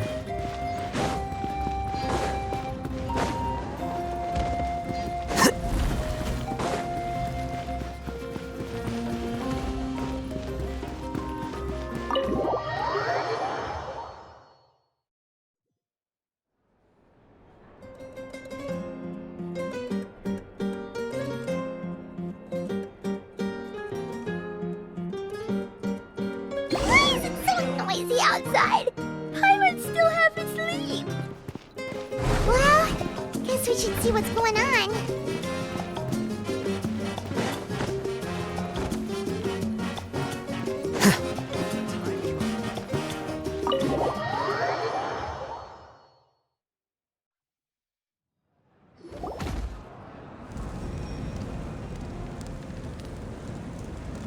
You're already here.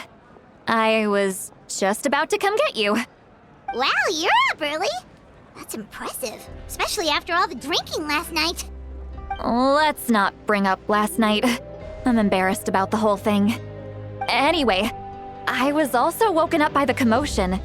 Looks like all the warriors from the stadium are on the move. I heard many areas have been attacked by the Abyss, including the Masters of the Nightwind. I need to head back right away. The Abyss attacked again? Are you sure you can handle it on your own? Do you need our help? I'll be fine. We also have the support of the warriors stationed at the various outposts. Given the quick response, things shouldn't get too serious. The stadium could always use more manpower, so you should join the forces here. I'm done making excuses for him. He's not a child anymore. He needs to take responsibility for his actions. I was the one who vouched for him, so I need to report back to the Speaker's chamber. I'll accept however they choose to handle the situation. But I should be able to convince them to let me go back to my tribe first to deal with the attack. As for the ancient name, once we handle this crisis, I'll talk to Shilonen right away. Don't worry, I never forget a promise to a friend. Thank you. All right, I need to start heading back. She left in a hurry. The situation must be really serious. Oh, looks like a lot of people are heading to the stadium. Let's see what's going on.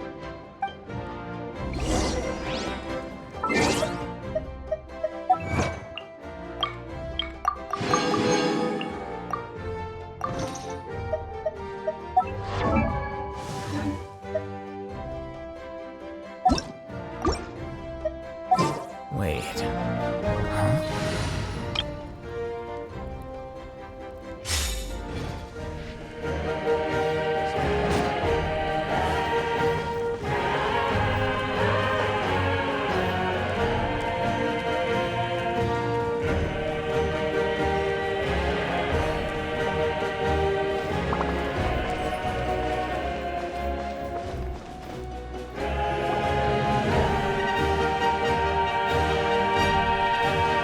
Traveler, over here! Perfect. Our star Outlander has appeared. Oh, you're all here! But, what's with the whole Star Outlander thing? Just my way of saying how awesome you are. We've got a real emergency on our hands, so this is the perfect time for you to show off your skills. Alright, but can we get a quick rundown of the situation first? The Abyss suddenly attacked the Collective of Plenty, the Masters of the Nightwind, the Children of Echoes, and a number of our camps and outposts in the wild.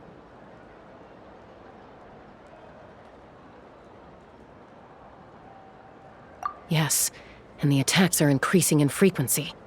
The tribes have plenty of defenses, so they're safe for now, but I can't say the same for the adventurers and merchants stuck in the wild. Chaska and I have been searching for survivors and treating the wounded. We just got back, but we need to head out again soon. I plan on heading back to the Collective of Plenty, just in case my tribe needs me. What about you, Mulalani? Where are you gonna go? I'll go help the Children of Echoes. They're the closest, so I can start fighting right away. What about you guys? We could go together. Yeah, that does sound important. No worries. Just leave the Children of Echoes to us. Who knows? Maybe yours truly will have the Abyss on the run by the time you're finished. That would be pretty great, actually. I hope my tribe gets through okay. It'll be fine. Your tribe doesn't do all that bodybuilding for nothing. Let's part ways here for now. And most importantly, be careful, everyone. Oh, and some of us need to avoid getting contaminated by dangerous-looking substances. That will make my job a lot easier. Koichi, do we really have to do this now? It's alright. She's just looking out for everyone. Alright, let's hurry up and talk to the Pyro Archon so we can help the others.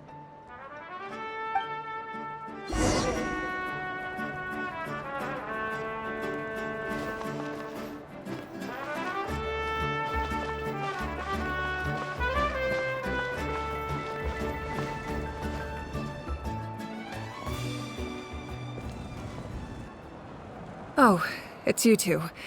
As you can see, things are not looking good right now. People across Natlan are in danger. Look, I'm very interested in your recent adventures, but this is not a good time. So we'll have to keep our conversation short. That's all right. We're also in a hurry. We're gonna go help the Children of Echoes after this.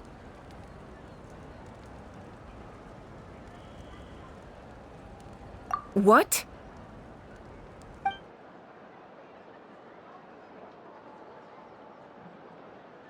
So he thinks my plan is too risky. He thinks I'm being stubborn.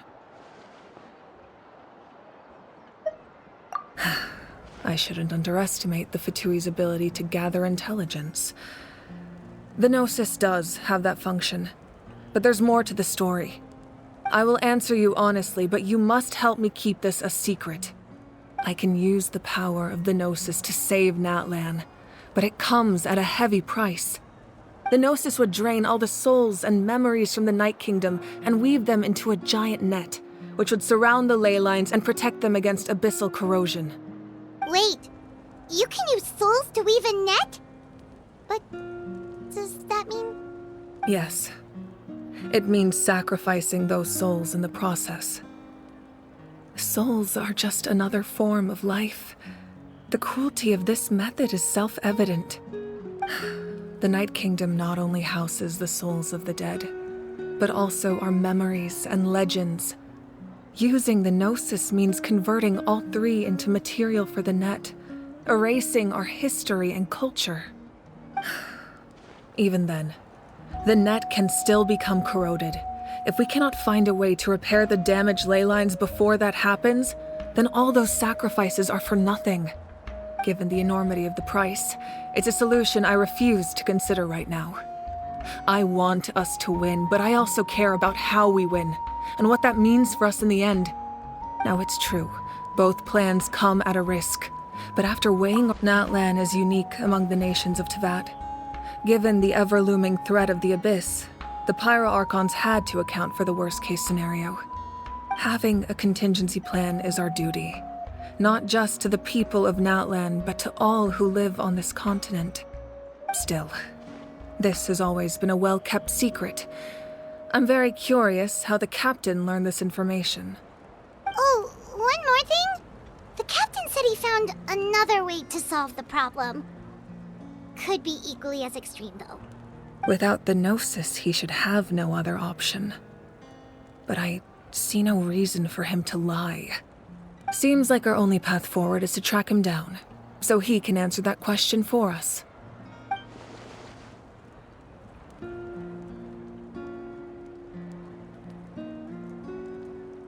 Judging by your expression, you must have doubted me, even if just for a second. Not even a little! We would never... Wait, what are you talking about, Traveler? Just as expected. I appreciate your sincerity. Maybe it was out of caution, anxiety, or simple curiosity, but know this. No matter what, our goal remains the same. We both want to save the people of this land. So now that you have your answer, do you still doubt me? You scared Paimon. You've really got a lot of guts, Traveler. That's a good thing. Oh, and feel free to call me Mawika. It's what all my friends call me, and I like it that way. As for the captain, the intelligence officers we assigned to the Fatui should be back soon. We'll get our answer then. That's great! Sounds like we just have to wait a little longer. Not just yet. Even though the Abyss is attacking several locations at once, I'm confident the warriors stationed in those areas can handle it. Don't worry.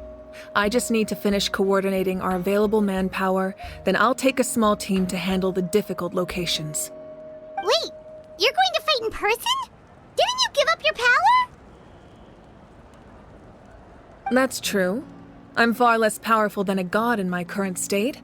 But don't forget, I was an experienced and powerful warrior before I ever became the Pyro Archon. No matter how you look at it, my duty is on the front lines.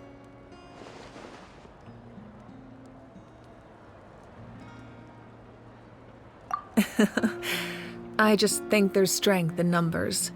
If the people feel emboldened, that's just a bonus. Anyway, even if we respond to these threats in time, it's not a permanent solution in the long run. I've considered moving my people to other nations, but given their close connection to the Night Kingdom, a forced evacuation would have devastating consequences. I've told the chiefs of each tribe to strengthen their defenses and advise people against leaving their settlements. Now, I just need to find the right time to disclose the true nature of the crisis to the people of Natlan. Paimon's a little worried about how people will react.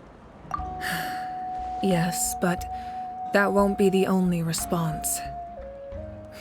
In any case, that's for me to worry about.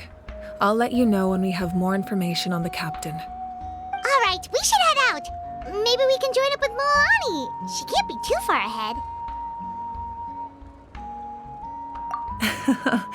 No need to worry about me.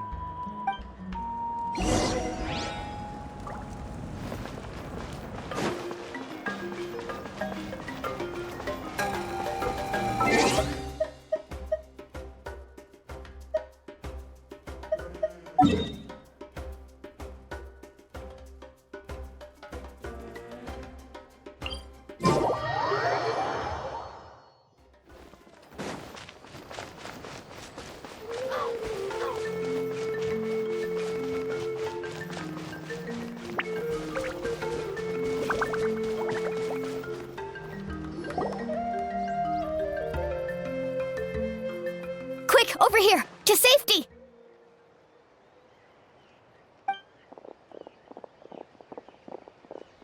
Kachina, how many people do you have left? They've all made it out. It's the Traveler and Paimon! They're here! What's the situation? There's a trapped caravan that needs our help. We need to rescue them as soon as possible. We'll go together. I'm coming too.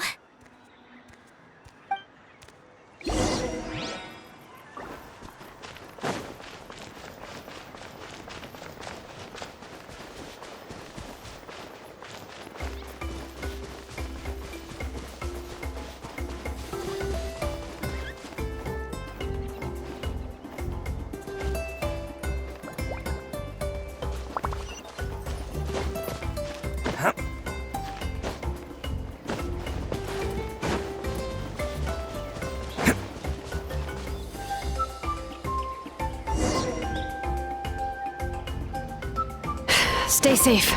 We've got this.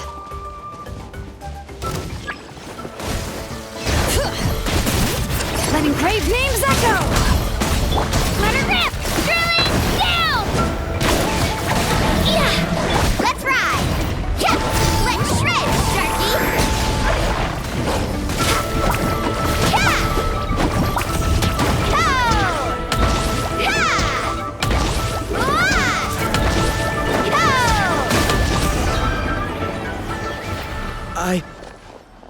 I really thought I was done for. I can't thank you enough. Don't worry about it. We're just glad you're okay. Let's see. Your goods look fine too. Guess the Abyss isn't after Mora. That should be the last abyssal pylon near the Children of Echoes. That was scary, but we did it! By the way, where's St. Lolly? I thought she would come with you. The Masters of the Nightwind also got attacked, so she went back to help her tribe. She said we can deal with the ancient name later. Yeah, that makes sense. The attacks are more urgent. Alright, this isn't a good place to talk. Let's head back to the tribe.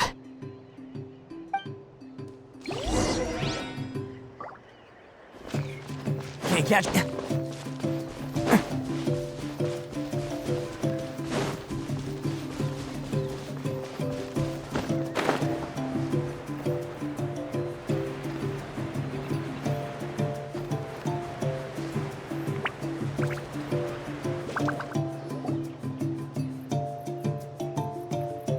Looks like a few people were hurt after all. Oh, I should have got here sooner.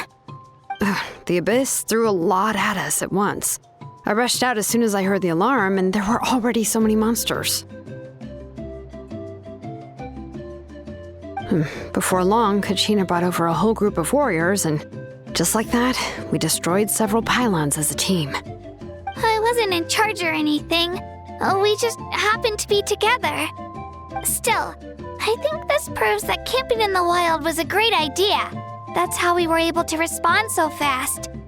Sleeping on the wet grass was pretty uncomfortable, but it was worth it. You mean the situation in the Night Kingdom, right? Yeah, I feel the same way. We've managed to keep it a secret all this time, but more and more people are realizing something's wrong. It's impossible not to feel anxious when things are getting worse by the second, and all we can do is wait. And we still don't know when the final 2 heroes are going to appear. That just means we need to buy the Pyro Archon more time.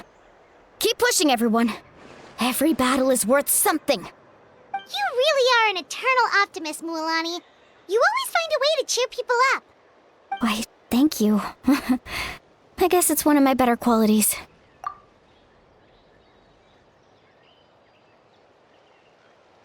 So, specifics aside, the Pyro Archon confirmed the Gnosis can resolve the crisis, but it comes at a huge price. And somehow the captain finds out about it, goes to fight the Pyro Archon, and calls her out for having a solution but refusing to use it. Honestly, if he has the same information as us, I can't really blame him. It's probably because our plan is so risky. We don't even know if the 6 heroes will reunite in time. We talked to Malika before we left the stadium. According to her, the cost of the captain's plan is too high. And, well, it makes sense. If that was truly the better choice, she would have picked it. Yeah, I trust the Pyro Archon. When I was upset about Kachina's disappearance, she was really sincere and patient with me.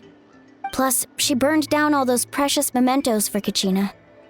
She's already proven how much she values even a single person's life. When it comes to Natlan's survival, there's no way she would hold back. I agree. Maybe the captain weighed the costs and came to his own conclusion, but I'm sure we have different priorities. Life is important, but so are history and memory. As the Archon, she can't tell us everything, but it seemed like she wasn't holding anything back this time. The next question is, if the captain found a new way to save Natlan, how come the Pyro Archon has never heard of it? Yeah, and isn't he from Snezhnaya? Why would the Fatui want to save Natlan?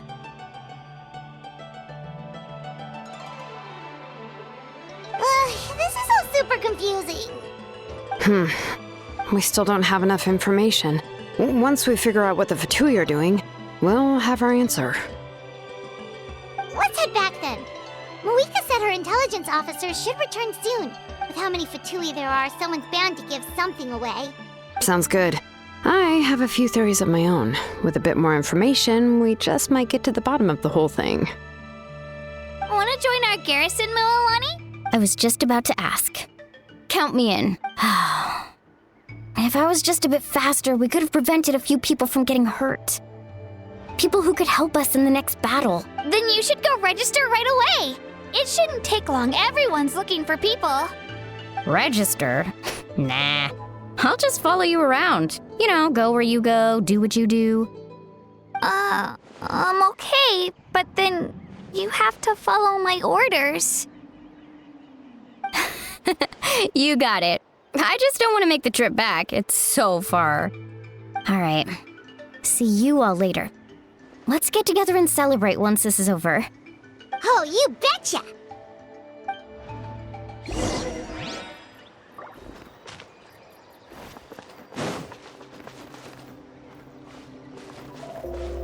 Can't catch me!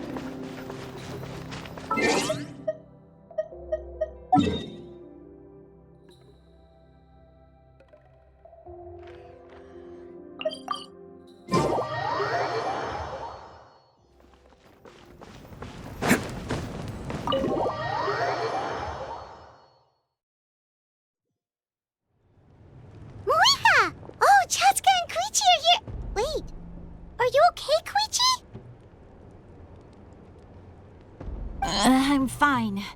No need to worry. They ran into the Fatui while out on a mission and decided to follow them. The Fatui? Calm down and let me explain. Here's what happened.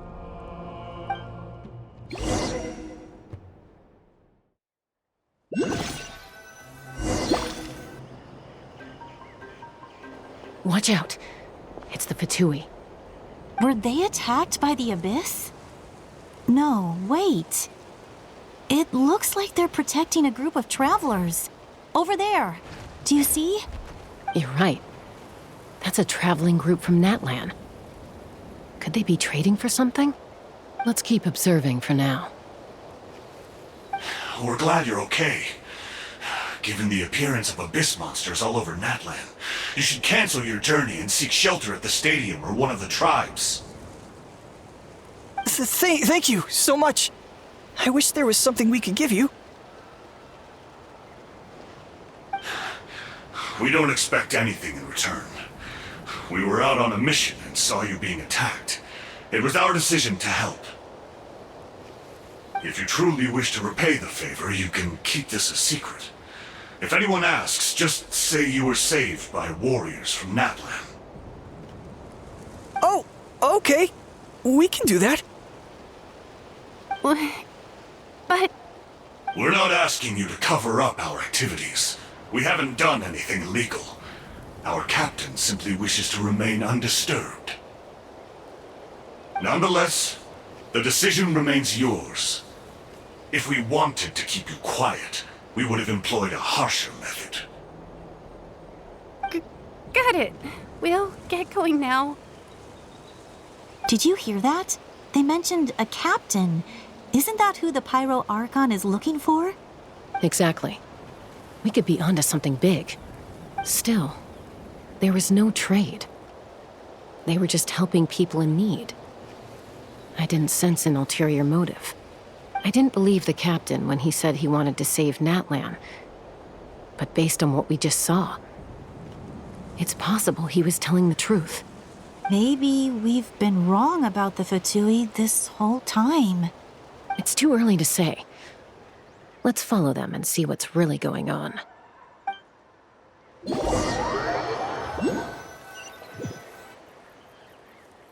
So this is where they were headed. Looks tricky. It's heavily guarded on all sides.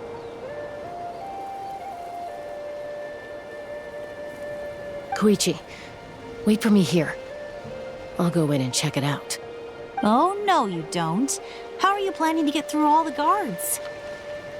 Look, I can use this terrain to my advantage. With our tribe's special way of getting around, I doubt they'll see me coming. We still can't see anything on the inside. What if you can't find cover? You won't have anyone to watch your back if you go in alone. The more heavily guarded the location, the more valuable the secrets. Even if the captain isn't here, we can still figure out what the Fatui are planning. That intel is worth the risk. Fine. You're not gonna listen to me anyway, so let me come with you. That's even more risky.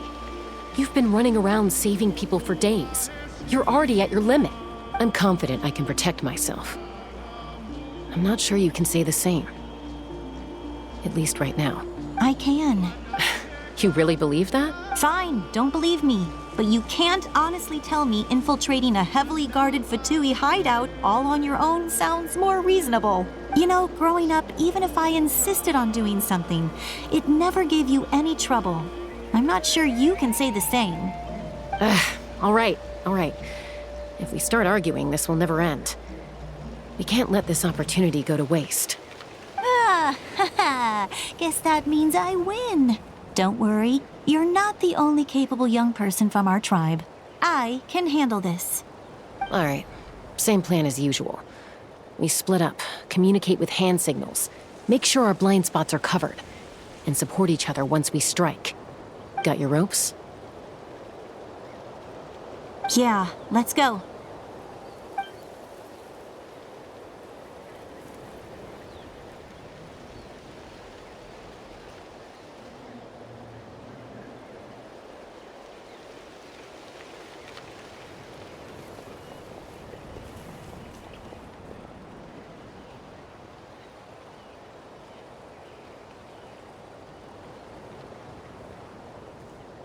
The Fatui have eyes all over this place.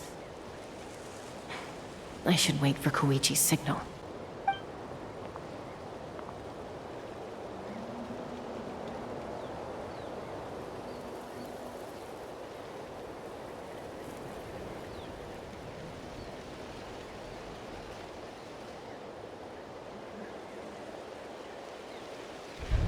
Now.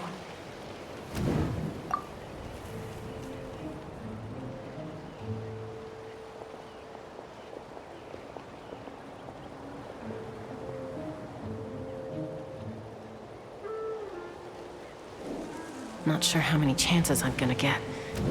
I need...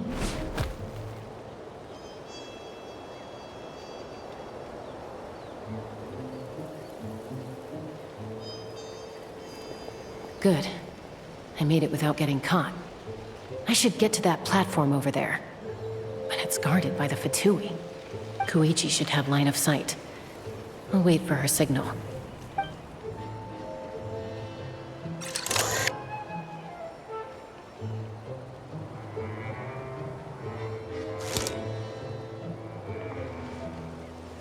That's it. Now's my chance.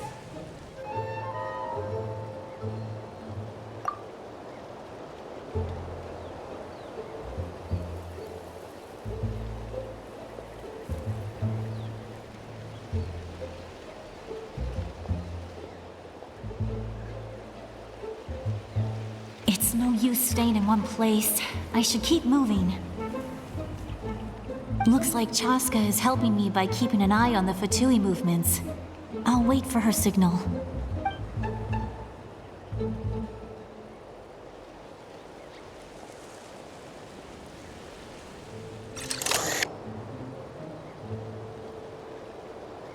Time to move.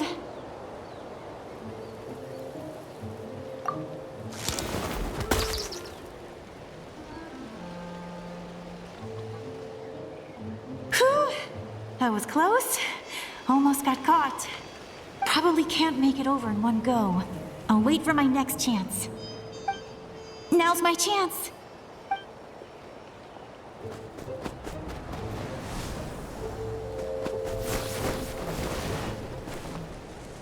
I made it!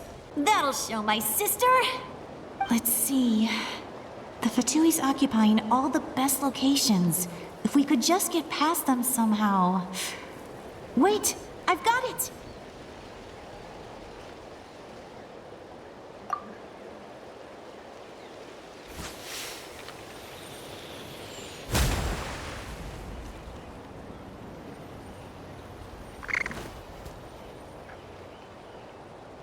Huh? What's that noise? Did something explode? Oh! It stings! What the heck is that? What do you think you're doing? I could ask you the same thing! Good, they're arguing. Looks like they just needed an excuse. They've probably had enough of this job already. The people on the hill over there left to help their comrades. This is our chance.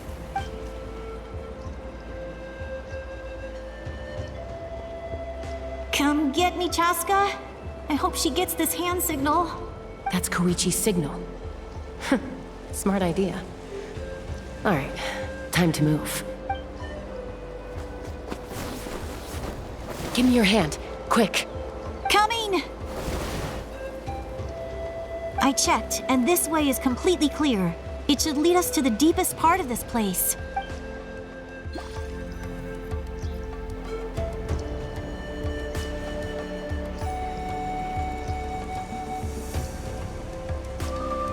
Well, I was pretty helpful, right? You know, everyone usually jumps at the chance to work with me. Not my own sister, though. No, she avoids me like her life depends on it. I was wrong, Koichi. You've done well. Wait, you're just gonna admit it? Now I look like the mean one. Let's focus on the task at hand. We're in the heart of enemy territory. More time we waste, the more dangerous this becomes. All right. If you're not gonna take the bait, then I'll drop it. Looks like the Fatui are here to dig something up. I'm surprised they mobilized this many people. I doubt it's because they're interested in our culture and history. It seems like they're looking for a dragon relic called the Source Mechanism. The device is ancient. Barely any information survives to this day. And even people from Natland don't know how to use it. Not bad. Looks like it's in good shape. This should be what our Lord's looking for. Took us long enough. Come on, let's get this thing back.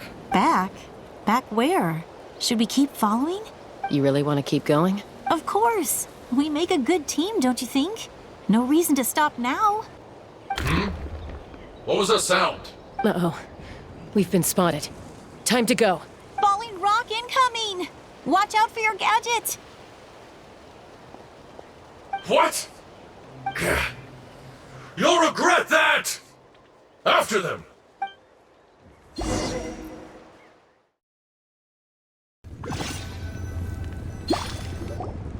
Once we got them off our tail, we went back to observe some more. They'd collected several identical pieces of something. It looked like they were waiting, though. So, Koichi got injured trying to get them off your tail? She pushed herself too hard and collapsed on the way back to the stadium.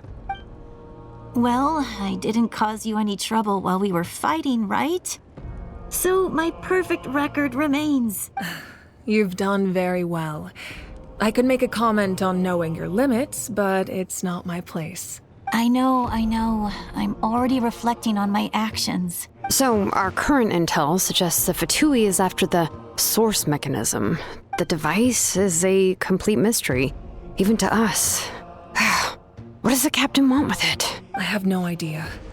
But it's safe to assume the device could serve a similar purpose to the Gnosis. Shilonen, I need you to gather every scholar in Natland familiar with the secret source. Yeah, I'll get right on it. Thank you both for your hard work. Koichi, it's time for you to get some rest. Oh, and there are gifts from your patients waiting at the speaker's chamber. I've prepared a small gift of my own as a token of gratitude. I'll send it to your home along with the others. My patients. That's so nice of them. Guess that means I'm doing something right. You don't need to give us anything, Archon. We were just doing our duty for Natland. I should take Koichi home now. Well, if Koichi doesn't want her favorite Saurus crackers, then... I accept. Thank you, Archon. What am I gonna do with you? There's some for the rest of you as well. They're one of my favorites too, so don't be shy. I'll start investigating the Source Mechanism right away. If I learn anything, you'll be the first to know. Yummy snacks!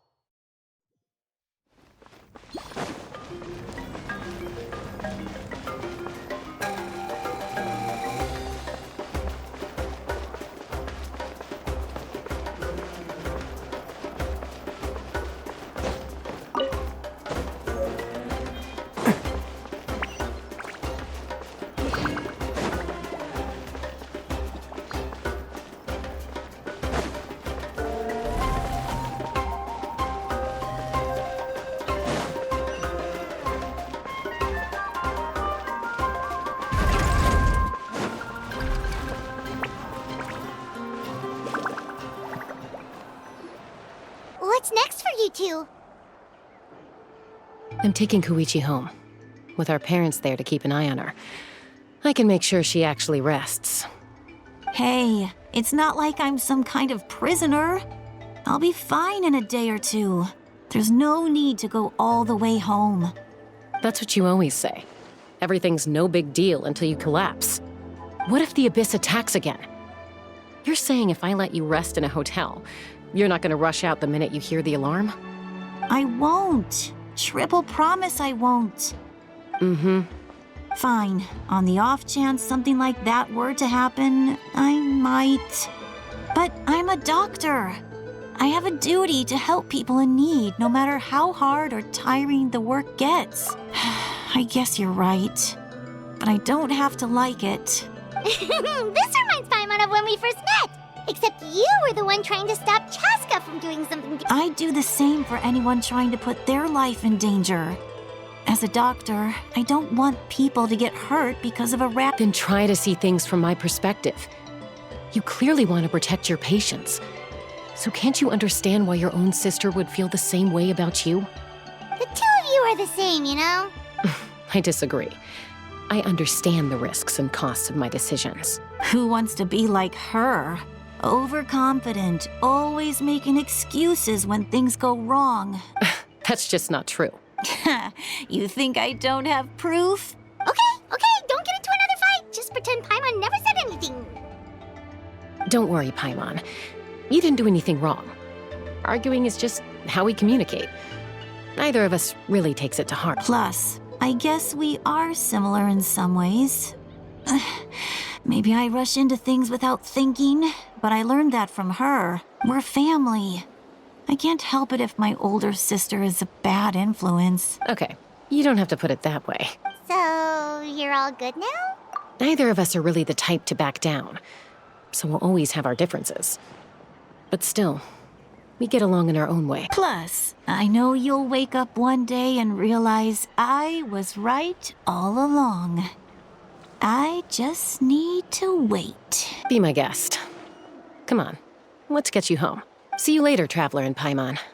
I'll be back once everything's settled at home. There's no rush. At least grab a nice meal with your family. Bye, you two. Take care of yourselves out there.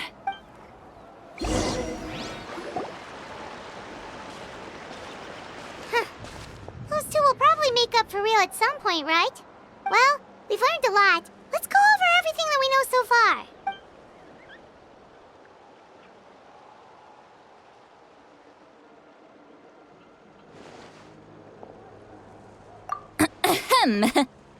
Sorry for popping up out of nowhere. Again.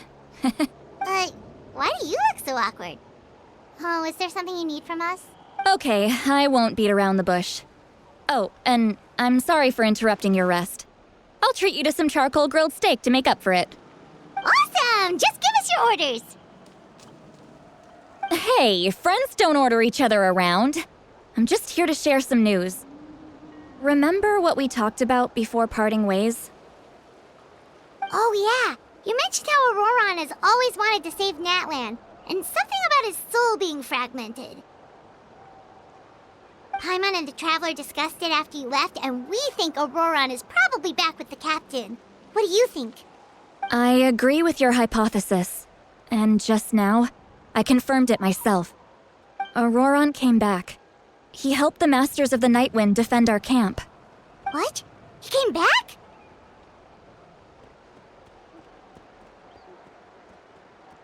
I told him to give up whatever he's doing, but he refused.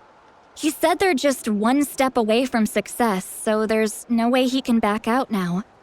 Apparently, he came back to fulfill his duty to our tribe. When he left, he said it was because he still has a duty to Natlan as a whole. I'm surprised you let him go at all. I had to prioritize my tribe. Besides, the situation was intense. I couldn't focus on outside and inside threats at the same time. Plus, he was on guard. He knew I would try to go after him, so he made sure to keep his distance. I kept an eye out for a good opportunity, but it never came. All these years of calling me Granny, and I couldn't do a single thing for him in the end. Don't say that! Your tribe all raised him together, right? That couldn't have been easy. You're right. Seeing him come back reminded me of when he was little. Running around the tribe, dropping by random houses right and left. He's not only a child of the Masters of the Nightwind, but a child of Natlan. It's only natural for a child to want to do something for their family. Besides, Auroron is my apprentice. He might have a few tricks up his sleeve, but I guarantee I know every single one. Wait, what are you saying? Look. Remember how I said Auroron's soul is fragmented? This is the talisman I created to keep it stable. And this gem is what makes the talisman work. It just so happens that Auroron is due for a gem replacement. Since I can't get close to him, I put the new gem in a supply bag and asked Aoife to bring it to him. You guys know Aoife, right? No? Well, he's a pretty famous vet around these parts. He's always bringing me all sorts of things, and he happens to be very good friends with Auroron. Aoife doesn't know what's going on, so he agreed, no questions asked. Auroron would find the gem as soon as he opened the bag. He knows how important it is, so I knew he would make the switch. He probably suspected that I tampered with it. But here's the catch. The trick is on the bag. The moment he touched it, a portion of his memories were copied onto the old gem, which he no longer needed. That's amazing. You can do something like that? Most people can't. But I can. That trick he used to bring you to the Night Kingdom isn't anything special, by the way. My technique is much more subtle. He won't notice anything. So in other words, we have a whole backup of Auroron's memories in this gem. The kid thinks he can take me on? Like I wasn't the one who taught him everything he knows? That's amazing, Seat Lolly. Let's take a look right away. Once we get to the bottom of this, we can finally track him down. I know he thinks of me as his grandma, but do you think he'll get mad at me for this? You can be honest. That's a tough question. Paimon doesn't have a grandma, so she's not the best person to ask. To be honest, I've always doubted my ability to look after him. I didn't stop the ceremony all those years ago, and now I'm useless again. But if I stop here, it will haunt me until I'm 500 years old. Every night I'll wake up in a fit of anger. Yeah, you're right. First anger, then tears. Oh, wait! Who are you calling a crybaby? You're just making it worse, Traveler. I need to look at his memory. Even if he resents me, refuses to see me, or runs away for good, I don't care. And I won't blame him. A family does whatever it takes to protect their own. You sure you'll be okay? We can come with you if you want. Did you just say you'll come with me? Is that okay? We have a pretty good reason to see it too, don't we? Because... You really... fine, you can come. Just promise me you'll see this through. No backing out. Got it? Don't worry, we're professional adventurers. Then I place my trust in your professionalism. All right, time to sneak into someone else's memory and engage in some... unwanted spying. You heard it here first. Are you ready?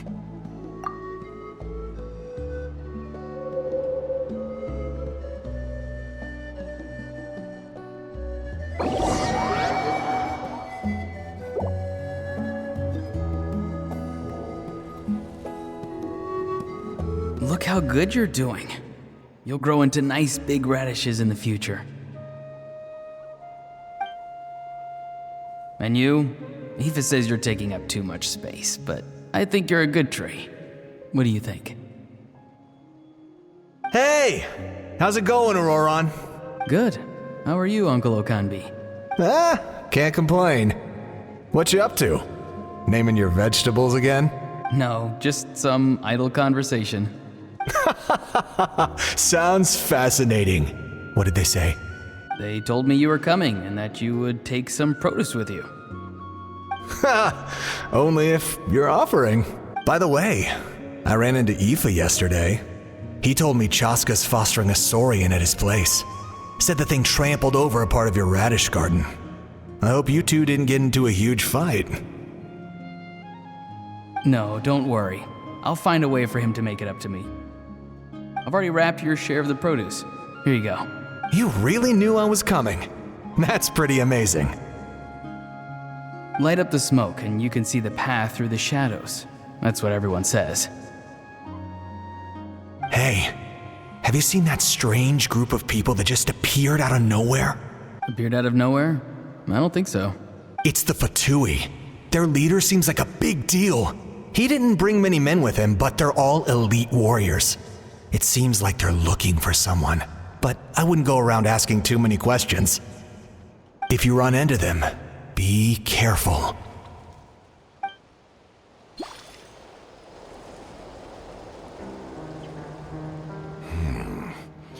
You're from the Masters of the Nightwind, are you not? Why do you live here alone? I enjoy living by myself out in the wild. I guess you're from the Fatui, one everyone's calling a big deal. Not an inaccurate description. I'm looking for someone who may be known to you. Citlali is her name. Granny? What does an Outlander want with her? I've heard the name. You have business with her? There's no point to further questioning if you insist on hiding things from me. I shall seek answers elsewhere. Oh, he could tell I was lying and now he's leaving? He gave up just like that? Hey! It's none of your concern. I have my own means of tracking her down.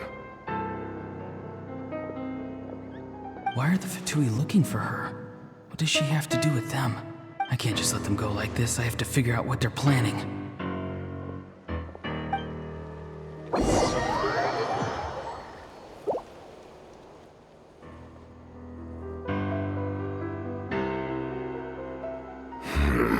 I've just been studying the ley lines and asking for leads on Granny. I can definitely rule out some sort of invasion. The situation has seen no true improvement. The Pyro Archon did not fulfill her promise. My lord! Ignore him. He is no threat. He knows I'm following him, but he doesn't seem to care. He's strong, I can tell. But there's something unusual about him and also familiar in some way. I can't describe it.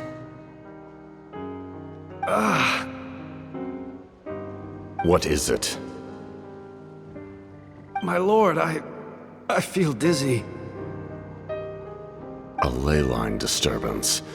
Certain presences have been forced to wander outside their rightful realm.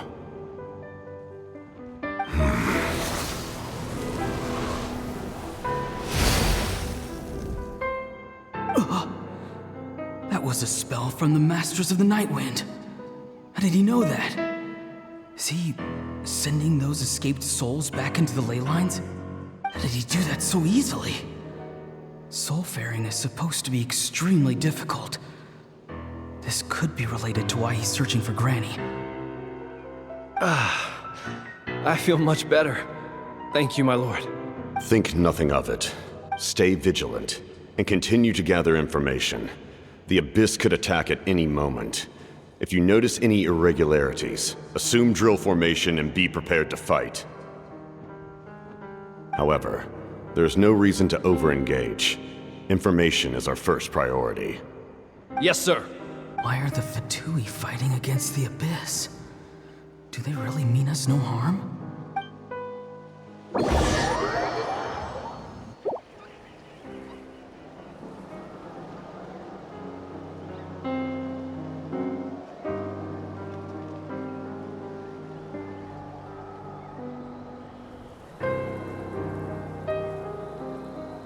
I've been following him this whole time and still they ignore me?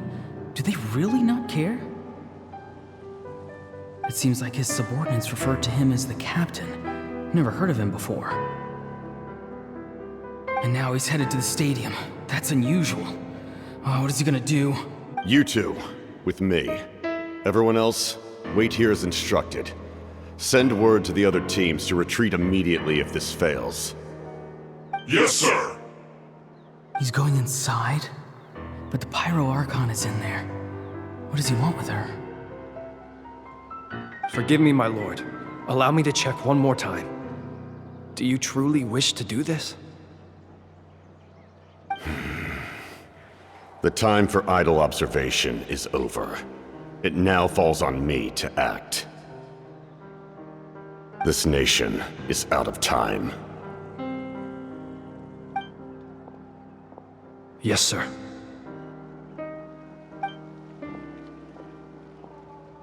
He just walked straight into the stadium. What is he gonna do?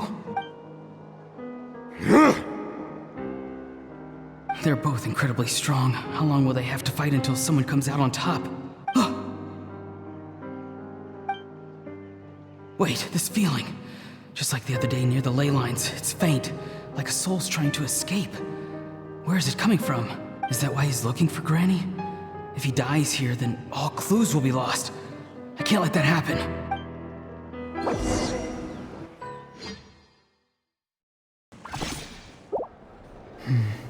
As for you, I must confess, I did not expect that little trick of yours to save the day. No matter how dense the fog, as long as the sun remains, we cannot turn day into night. She could have dispelled it. She simply chose not to. You don't have much time, and you're injured on top of that. What do you plan to do next? I'm beginning to see just how useful you may turn out to be. You heard something from here, didn't you? No need to force yourself. I've never seen anyone match the Pyro Archon in battle before. I didn't expect you to intervene at such a critical moment. You know I've been following you. Why didn't you stop me? When walking in the forest, it is only natural to encounter wild beasts. However, not every beast has the courage to come out and bite. And yet, one of those very beasts saved your life. Then speak. What do you want? I didn't save you because I wanted something. My soul is more perceptive than others. I can sense that the ley lines are extremely weak. I don't know what the Pyro Archon is planning. Can she really save us? The questions you asked her just now, well, I've had very similar doubts. So, you can tell the truth. That was quite a reckless decision to make. I'm not sure you realize that. There's no turning back for me now. What I did back there is going to get me in a lot of trouble. You attacked the Pyro Archon in broad daylight, and I used my spell to save you. A single glance was likely all it took for her to recognize my tribe. So, we're in the same boat. You seem to care little for my thoughts on the matter. It's too late for that. Start from the beginning. Why are you looking for Citlali? Do you know her? Explain your relation to her first. I know you two are acquainted. It was obvious the moment I mentioned her name. Citlali is my elder and my teacher. She taught me everything I know. It's my duty to protect her. If you truly wish to protect her, you should have let me perish at the Pyro Archon's hand. Yet, you chose otherwise. Do I really need to tell you what that means? I want to do something to change Natlan for the better. Something I can accomplish with my own two hands. You're stranger than anyone I've ever met. But maybe, just maybe, you can show me the way. Strange? Citlali is said to be the legendary Granny Eastli, someone capable of communicating with the Wyab. And the Wyab are the key to information on the Night Kingdom. Why do you need knowledge on the Night Kingdom? That is not something you need to know. Don't forget, I saved your life. Do you not believe the Fatui capable of betraying a debt? People can lie, but souls cannot. I can tell there's a weight to your soul, a sense of justice. You may not live among your tribe, but you certainly know their tricks. I apologize for my rash judgment. You are more capable than I imagined. Let's go. We'll see if you have what it takes to join my plan.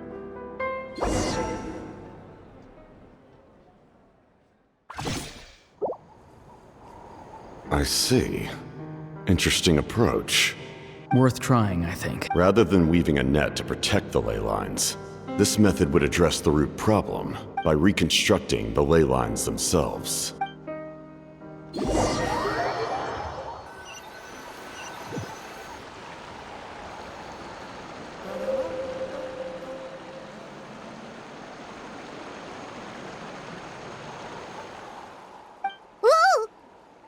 Traveler, Paimon. Are you two all right? Paimon's fine, just, A little dizzy. Of course. I'm so mad at him. After everything, he still can't let go of the past. For some reason, he thinks he owes something to the people who cared for him. Stubborn, self-righteous fool. Where's that gonna get him? Now that he's all grown up, he thinks no one can tell him what to do? He thinks he can just run away whenever he wants. I'll show him. If he tries to run one more time, he's got another thing coming. Maybe stubbornness runs in the family. Like grandmother, like grandson, as they say. Is that supposed to be a compliment? That kid's got nothing on me. Anyway, back to what we just saw. I don't even know what to make of it. Yeah, the captain seriously wants to reconstruct the ley lines? What does that even mean? Something like the loom of fate, maybe? But how does that help with the abyss? The loom of fate? It's kind of hard to explain. Basically, it's a device from Conrio that has unbelievable power. Anyway, if he really wants to manipulate the ley lines, everyone in Natlan will be affected. Which means the captain has been honest from the very beginning. Auroron's memory proves that. Why is he so obsessed with saving Natlan? Oh, we've got to tell Moeka about this right away. Yes, she needs to know about this.